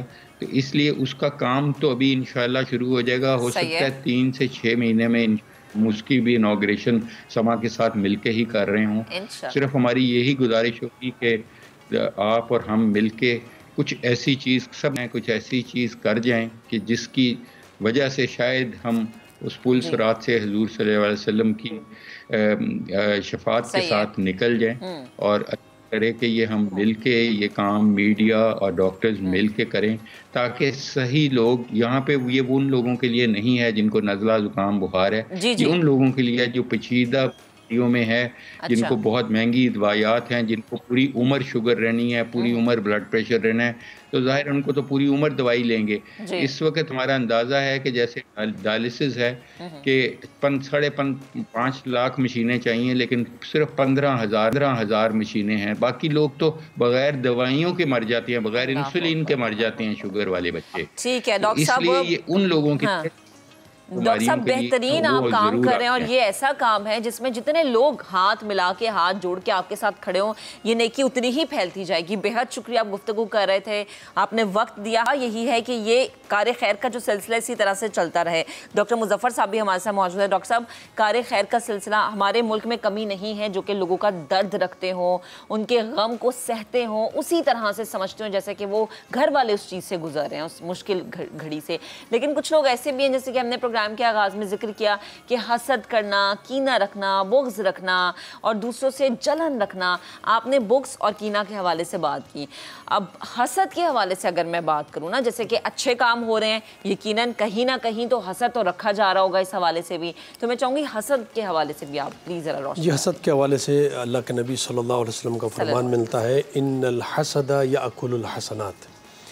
हसद एक ऐसी बीमारी है कि जो नेकियों को खा जाती है। जिस तरह खुश्क लकड़ी है, आग उसको जला कर राख कर देती है, इसी तरह इंसान की नेकियां अगर अंजाम देता है तो कहते हैं कि महसूद, जिसके लिए हसद किया जाता है, जिस पर हसद होता है, ये नेकियां ट्रांसफ़र होती हैं उसकी तरफ। ये इतना बड़ा गुनाह है कि इंसान को समझ में नहीं आता है कि वो जिससे हसद रख रहा है अपनी अच्छाइयाँ भी उसकी तरफ ट्रांसफ़र कर रहे हैं, यानी उसके अमलनामे में इसकी अच्छाइयाँ चली जाती हैं और उसकी जो बुराइयाँ हैं वो इसके तरफ ट्रांसफ़र होती हैं। तो इसलिए इंसान को चाहिए कि वो हसद न करे किसी के ऊपर। और ये एक ऐसी बीमारी है कि जिसमें ज़ाहिर है, मैंने इससे पहले भी जिक्र किया कि इंसान खुद अपने आप को मुश्किलात में डाल देता है, अपने आप को परेशान करता है और तमन्ना करता है कि जिसके पास ये खुसूसियत मौजूद है अल्लाह से वो खुसूसियत छीन ले और मुझे दे दे, और वो इसमें मुश्किल, यानी चाहता ये है कि वो मुश्किलात में रहे, वो परेशान रहे, उसकी खुशी बर्दाश्त में रहूं, मैं आसान, जबकि होता नहीं ना ऐसा, जिसको तो अल्लाह ने देना उसको तो अल्लाह ने देना। अल्लाह ताला फरमाता है कि दूसरों के लिए, वो आपने कहा ना, दर्द दिल के वास्ते पैदा किया इंसान को, वरना ताअत के लिए कुछ कम न थे कर्रो बयां। तो अल्लाह ताला ने जितने फरिश्ते जो है ना बनाए हैं, तो वो सब का काम इबादत ही करना है। लेकिन अल्लाह ताला फरमाता है कि मैंने फ़कत इबादत के लिए अगर आपको पैदा करना होता है इंसान को, तो फरिश्ते काफ़ी थे मेरे लिए। मैंने इंसान को इसलिए पैदा किया है कि वो दूसरों का दुख दर्द रखे। खिदमत खल्क बहुत बड़ी चीज़ है। अगर उसको एहसास नहीं है दूसरे के बारे में, तो फिर वो इंसान कहलाने के काबिल नहीं। लेकिन डॉक्टर साहब, एक चीज़ मैं ऐड करना चाहूँगी, हमारे मुआशरे में ये भी चीज़ बहुत ज़्यादा है कि कोई अच्छा काम कर रहा है, कोई नेकी का काम कर रहा है, कोई खारे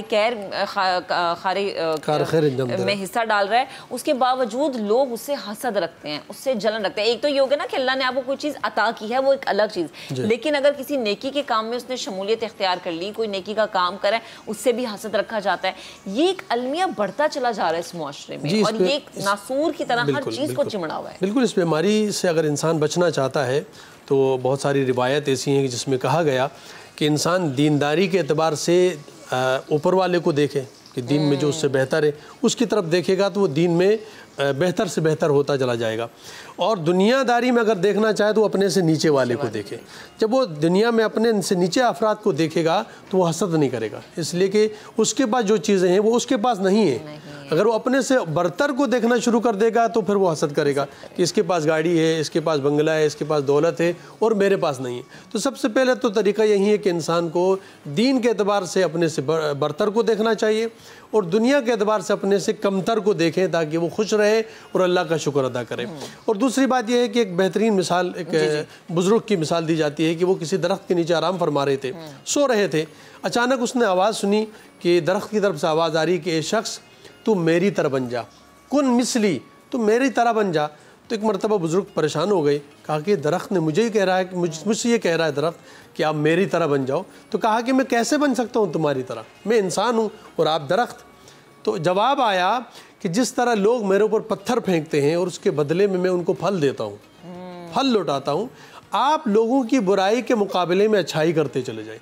सीरत तैयबा सल्लल्लाहु अलैहि वसल्लम भी यही है कि आपको जो बद्दुआएं देते थे, आपको बुरा भला कहने वाली, वो बुढ़िया का वाक़या सबको मालूम है कि आपको रास्ते भर में बुरा भला कहती रही, आप उनका सामान उठा के साथ साथ जा रहे हैं। रास्ते भर में बुरा भला कहती रही और एक मकाम पे जाके जब रुकी हैं और सामान उतार के अल्लाह के नबी ने इजाज़त मांगी कि मैं जाऊँ, तो उसने कहा कि ऐसा नौजवान मैंने मक्के में तो देखा नहीं है, आप इतने अच्छे इंसान हैं, कौन है, अपना तारुफ कराइए। तो अल्लाह के नबी सल्लल्लाहु अलैहि वसल्लम ने फरमाया कि जिसके बारे में रास्ते भर में आप बुरा भला कह रही थी वही मैं मोहम्मद सल्लल्लाहु अलैहि वसल्लम। तो जब ये सुना तो उसने कहा कि मुझे कलमा पढ़ाइए। सुभान अल्लाह। तो बुराई का बदला जो है अच्छाई से दे, और अपने अमाल में आप अपने आप को ऐसा बनाएं कि लोग आपसे मुतासिर हों, आपसे सीखें, ना कि कहे कि फलाना बंदा तो तुमसे हसद रखता है। प्लीज़ अपनी पर्सनैलिटी को इतना अच्छा बनाएं। अभी एक ब्रेक लेते हैं, ब्रेक से दोबारा हाजिर होंगे तो एक खूबसूरत सी नात भी सुनेंगे, डॉक्टर साहिबा भी हमारे साथ मौजूद है। उसके अलावा हमारे किचन में क्या कुछ चल रहा है, क्या कुछ बन चुका है, वो भी आपको बताएंगे। बट ब्रेक के बाद स्टे विद अस।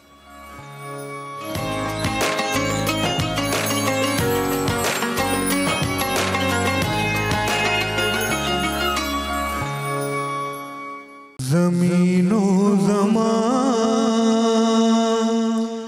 तुम्हारे लिए, मकीनो मकान तुम्हारे लिए, चुनीनो चुना तुम्हारे लिए,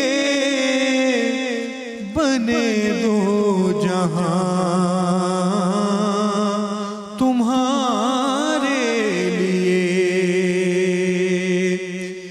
इशारे से चांद चीर दिया,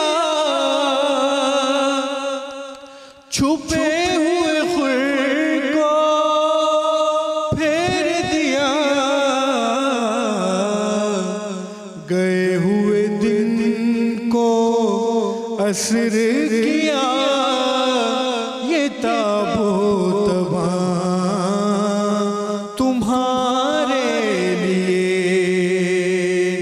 ज़मीनो ज़मान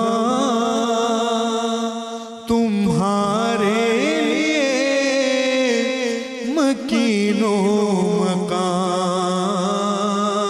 तुम्हारे लिए, सबा चले के बाग फले,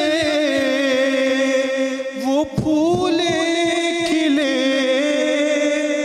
दिन हो भले, लिवा के तले सना में खुले, रज़ा की ज़बान तुम्हारे लिए, ज़मीनो ज़मान तुम्हारे मकीनो मकान तुम्हारे लिए।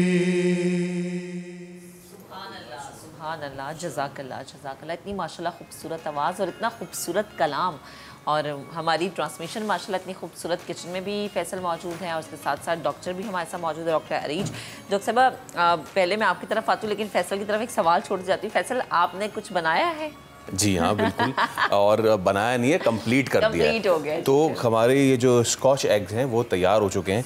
दरखास्त करूंगा अपने कैमरामैन से कि दिखाएं। ओए होए, सर जी जूम करके दिखा दूं। मज़ा आ रहा है, देखते देखते मज़ा आ रहा है। ये देखें आप, ये बनाए हमने स्कॉच एग्स, और बाकी सारी चीज़ें अपनी जगह, लेकिन प्रेजेंटेशन कितनी अच्छी है। अगेन हम फैसल डेली यही बात करते हैं कि जो भी खाना है अगर उसकी प्रेजेंटेशन बहुत खूबसूरत है तो वो देख के मतलब होता है कि यार खाना बहुत मजे का बना। डॉक्टर साहब आप एग्री कर रही होंगी, है ना? अच्छा, आखिरी रह गया है, अब आखिरी एक आखिरी रह गया है, तो बस मैं दरख्वास्त करूँगा शेफ अमरीन से कि बस इस आखिरी का भी आप काम तमाम करें। और ये चला गया, चलें जी। अब ये जल्दी से जब फ्राई हो जाएगा फिर ये हमारा किचन मुकम्मल हो जाएगा। देन हम डॉक्टर साहिबा जो हैं उनसे हम पूछते हैं उतनी देर में। डॉक्टर साहिबा, जैसे कि ऑयल के हवाले से भी हम ब्रेक में भी बात करते हैं कि क्वांटिटी बड़ी मैटर करती है। अब कुछ घरों में होता ये है कि आपने कोई चीज़ फ्राई की, प्लेट में टिश्यू पेपर रखा और उस पर फ्राइड आइटम्स रख ली, और घर वाले ये कहते हैं जी वो जो ऑयल था वो तो टिश्यू पेपर में चला गया, अब क्यों इतना कर रही हो कि अंदर ऑयल जा रहा है, ये मुझे डाइट करनी है, ये क्या सही वो है? देखो वो एक्सेस ऑयल तो उसमें आ जाएगा, लेकिन जो यूज़ हो गया कुकिंग में, जो उसकी हीटिंग प्रोसेस में कि वो चीज़ बन रही है, पूरी प्रिपेयर हो रही है, वो अंदर चला गया, उसको नहीं आप निकाल सकते। सही है। क्योंकि हम लोग तो खाने की सिर्फ हम फिजिकल फॉर्म देखते हैं ना, उसका जो अंदर केमिकल फॉर्म है, जो उसकी पूरी बायोकेमिस्ट्री, वो चेंज होकर ही अंदर जाती है, तो वो चला गया उसका जो भी इफेक्ट जाना। अच्छा, मोटापे में या वेट गेन करने में ऑयली चीज़ों का कितना किरदार है, या ऑयल जो आप खाने में यूज़ कर रहे हैं, वो कहते हैं ना खाने में कम ऑयल डालें, इसको भून लें ज़्यादा, प्लीज़ हेल्थ के लिए अच्छा है, लेकिन वेट गेन करने में ऑयल का कितना किरदार? देखो वेट पुट ऑन करने में ना एक तो फैट्स होते हैं, फैट्स में आता ना ये ऑयल, ठीक है। गुड फैट्स हम लोग कहते हैं, सारे कहते हैं, सब डॉक्टर्स एग्री करते हैं कि आपको गुड फैट्स चाहिए, ठीक है। लेकिन जो ऑयल हम लोग जब कुकिंग करते हैं उसमें एक्सेस ऑयल जो डालते हैं ना, वो नुकसान देता है, क्योंकि वो आपकी रिक्वायरमेंट नहीं है। वो क्या करता है कि आपकी जाके कन्वर्ट हो जाता है ट्राइग्लिसराइड्स में, LDL में, जो आपके हार्ट इश्यूज क्रिएट कर देते हैं, आपके ऑर्गन्स में जाके स्टोर होना शुरू हो जाता है। सबसे पहले तो एब्डोमिनल फैट बनता है, जो लेयर आ जाती है, पूरी लेयर आ जाती है, तो वो बनना शुरू होता है, ऑफ कोर्स उसमें फिर ओबेसिटी गेन। अच्छा डॉक्टर साहब, एक और चीज़ मुझे समझाएगा, बहुत दफ़ा होता ये है कि आपके चेहरे पे एक्नी है, पोर्स ओपन है, बहुत ज़्यादा पिगमेंटेशन है, तब भी डॉक्टर्स कहते हैं कि आपने ऑयली चीज़ें नहीं खानी बेटा, ऐसा ही है? देखो जो स्किन का है ना सीबम, वो डायरेक्टली लिंक नहीं होता, लेकिन जब आप एक्सेस फैट खाते हैं तो आपकी इंसुलिन की जो प्रोडक्शन है ना आपकी, वो चेंज हो जाती है, आप ओबेसिटी की तरफ जाने लगते हैं, आपके हार्मोन्स चेंज होना शुरू हो जाते हैं, that is the reason acne निकलना शुरू होती है, ठीक है। नॉर्मल जो सीबम प्रोडक्शन है वो आपके हार्मोनल डिपेंडेंट है, ठीक है, जो जैसे टीन एज में निकलना शुरू होती है, ग्रोइंग एज में, प्यूबर्टी में निकलना शुरू होती है, आपके हार्मोन्स चेंज हो रहे हैं, तो दैट्स व्हाई आपके चेहरे पे वो इफेक्ट आ रहा है। अच्छा, एक लास्ट में मैं चाहूँगी आप मुझे ये भी चीज़ समझाएं कि देसी घी का इस्तेमाल, वैसे कहते हैं आपकी बॉन्स के लिए, आपकी बॉडी को फिट रखने के लिए, आपको हेल्दी रखने के लिए बड़ा ज़रूरी है, लेकिन देसी घी पराठों में आप इस्तेमाल कर रहे हैं, अंडों को फ्राई करने में इस्तेमाल कर रहे हैं, कुछ लोग अगर भुना हुआ गोश्त है वो भी देसी घी में बनाया हुआ पसंद करते हैं कि जी देसी घी में बनाओ। देसी घी जो है ना, हम लोग कहते हैं वो सैचुरेटेड फैट जो है, जो रूम टेम्परेचर पे सॉलिड होता है, वो अगर आप नाश्ते में थोड़ा बहुत लेंगे ना, तो वो आपकी बॉडी की वर्किंग के लिए अच्छा, आपके गट सिस्टम के लिए अच्छा, आपके विटामिन्स की एब्जॉर्प्शन के लिए अच्छा, ठीक है, क्योंकि उसकी ऑक्सीडेशन जल्दी नहीं होती, ब्रेक डाउन जल्दी नहीं होता, तो वो हार्मफुल एकदम से नहीं हो जाता।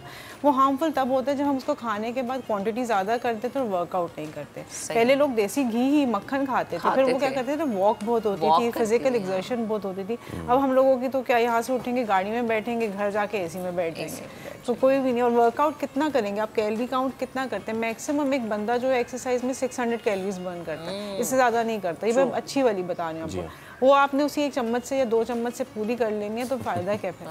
जाहिर है। अच्छा, एक और चीज़ मैं पूछना चाहूँगी कि बच्चे जैसे उनकी ग्रोइंग एज होती है ना, वो कहते हैं कि अच्छा उन्हें आप फ्राइज़ बना के दे दें, अम्मा ने जो घर में नगेट से चिकन के पीसेस बनाए हुए वो बना के दे दें, तो बच्चों पे भी ऑयल उतना ही इफेक्ट करता है? देखो नहीं, बच्चों के लिए क्योंकि उनकी ग्रोथ बहुत रैपिडली हो रही होती है, उनको गुड फैट्स चाहिए होते हैं, ठीक है। और जैसे मैंने कहा कि ऑलिव ऑयल है, जो जितने भी मोनोसैचुरेटेड ऑयल्स हैं, जैसे मस्टर्ड ऑयल है, उसके अंदर गुड फैट्स होते हैं। इवन कोकोनट जो है वो, उसमें जो मिडिल होते हैं है वो अनसैचुरेटेड ऑयल, लेकिन क्या है कि उसकी जो अपनी अंदर न्यूट्रिशन है वो अच्छी है, तो अब वाइटामिन्स की एब्जॉर्प्शन के लिए बहुत इंपॉर्टेंट है। तो बच्चों को आप दे सकते हैं, लेकिन वही बात है कि अगर टेंडेंसी है या बच्चा बिल्कुल ही खेलता कूदता नहीं है, तो आप उसको ये चीज़ें अवॉइड करेंगे, उसकी फोकस करें कि उसको नेचुरल फ्रूट्स पे डालें, वेजिटेबल्स पे डालें। जितना उसको आप टेस्ट उस पर डेवलप कर देंगे ना फ्राइड चीज़ों का, वो बाद में चेंज करना मुश्किल है। हाँ, वो फिर बच्चे लेकिन मना नहीं करना चाहिए, लेकिन कोशिश करनी चाहिए, इतदाल में देना आप बच्चे को। कोशिश ये करें ना कि आप उसको नेचुरली फ्रूट, सेब, केला, नाशपाती, ऑरेंज, ये इतने सारे कलरफुल उनके टेस्ट में ये होना चाहिए कि फ्रूट्स है या फिर ऐसी कोई वेजिटेबल है जैसे कैरेट हो गई, या फिर आप के लिए हाँ दे सकते हैं, सेब दे दें, गाजर दे दें, या एक आप उनका छोटा सा कॉम्बो बना दें सैलेड का ना बेबीज के लिए कि आप ये खा लें, ये खा लें। चलें जी फैसल, ये बड़ा अच्छी चीज़ है ना कि अगर आप अपने खाने में ऑयल कम रख रहे हैं, देन आप फैट भी कम। हाँ, ऑब्वियसली ये खाना और एक्सरसाइज इसी का जो है तालमेल बना के जो इंसान चल रहे वो कामयाब है। वैसे कामयाब जो रहा है वो ऑस्ट्रेलिया की जो सीरीज़ थी वो आधी पाकिस्तान के लिए कामयाब रही, आधी उनके लिए कामयाब रही, लेकिन पाकिस्तान क्रिकेट के लिए कितनी कामयाब रही, अदील अजहर स्पोर्ट्स एंकर हमारे साथ मौजूद हैं। अदील भाई अस्सलाम वालेकुम, वेलकम टू द शो। तो फाइनली अल्लाह अल्लाह करके ऑस्ट्रेलिया आई और फिर यही दुआ रही हमारी कि चाहे कोई जीते कोई हारे। आई नो कि आप इस पर मुझसे डिफ़र करेंगे और आपका पूरा हक है, आप इस पर ज़रूर डिफ़र करें, लेकिन ये था कि जी कामयाब दौरा हो जाए सो दैट हमारे पास अब एक टेस्ट केस हो दुनिया को दिखाने के लिए कि जी आपने जिन्होंने मना किया था, आपने जिन्होंने मना किया था, ये अब दुनिया की मजबूत तरीन टीम होके आ गई है, तो अब आपके पास क्या जवाब है ना आने का?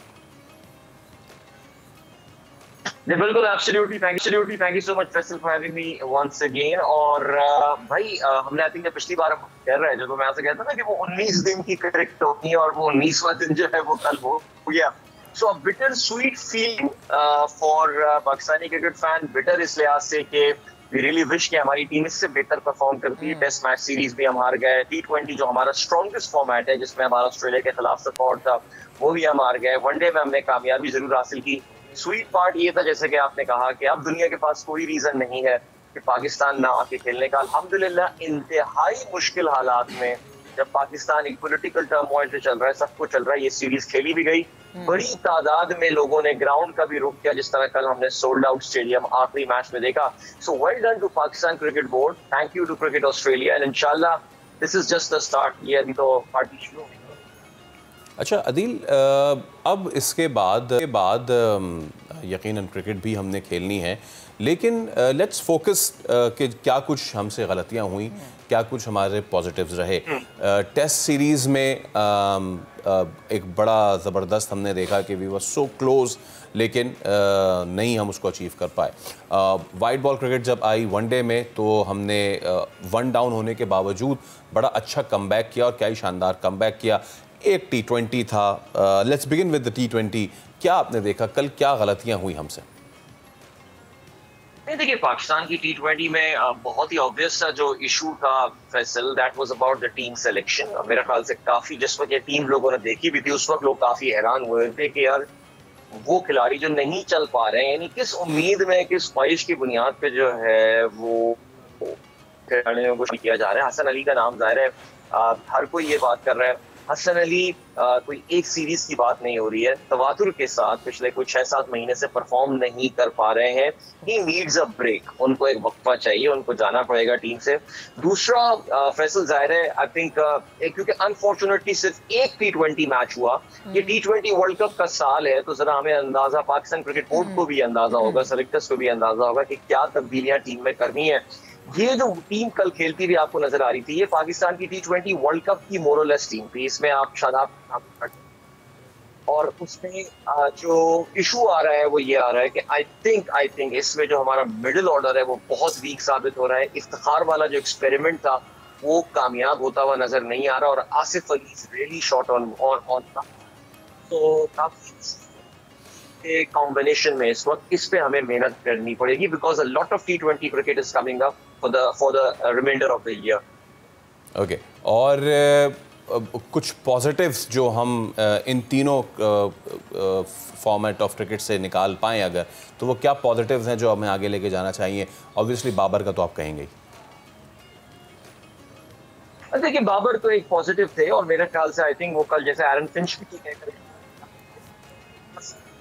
उनको अब बाबर को बॉल नहीं करवानी पड़ेगी, बड़ी जबरदस्त बात वो करके चलेगा ऑन अ गुड नोट। लेकिन आई थिंक 2 खिलाड़ी who really stand out in this series for Pakistan. Test में Abdullah Shafique, I think a star is born, इंशाल्लाह आगे भी परफॉर्म करेगा। और दूसरा इमाम उल हक को हमें देना पड़ेगा, नंबर 3 पर आ गए हैं ODI रैंकिंग में, वेल डन टू हिम। ठीक है अदील, बेहद शुक्रिया, आप साथ मौजूद थे और क्रिकेट के मामले पे गुफ्तगू हो रही। यकीनन जो क्रिकेट है वो फैसल एक ऐसा खेल है, एक ऐसी तफरीह है कि इसको जितना इंजॉय करें ना उतना कम है। और हमने आज गुफ्तगू की जो हमारा टॉपिक था हसद, कीना और बोझ पे, तो उम्मीद करते हैं कि आज जो हमारे साथ हमारे मेहमान थे उन्होंने, उनकी बात आपने ज़रूर सुनी होगी, और यकीनन ये छोटी छोटी आदत अगर आप अपनाते जाएं तो आप आगे चल के अपने अंदर बहुत बड़ी तब्दीली हासिल कर सकते हैं। तो डॉक्टर मुज़फ़्फ़र हुसैन रिज़वी साहब बहुत शुक्रिया, आप तशरीफ़ लाए। इसके अलावा नात खान, और क्या ही खूबसूरत आपने कलाम पेश किया। अहमद रज़ा भाई बहुत शुक्रिया, उम्मीद है कि आप आगे भी आते रहेंगे। और डॉक्टर साहब थैंक यू सो मच। और आपका इसलिए शुक्रिया क्योंकि आपने मुझे रेसिपी बताई कि अगर हाथ जल जाए तो उसके लिए क्या करना चाहिए। और शेफ़ अमरीन आपका भी बहुत शुक्रिया, डिलीशियस स्कॉच एग्स आपने बनाए। चलें जी, अब हम आपसे इजाज़त लेते हैं। कल इंशाल्लाह आपसे फिर से मुलाकात करेंगे। अपना बहुत सा ख्याल रखिएगा। अल्लाह हाफ़िज़।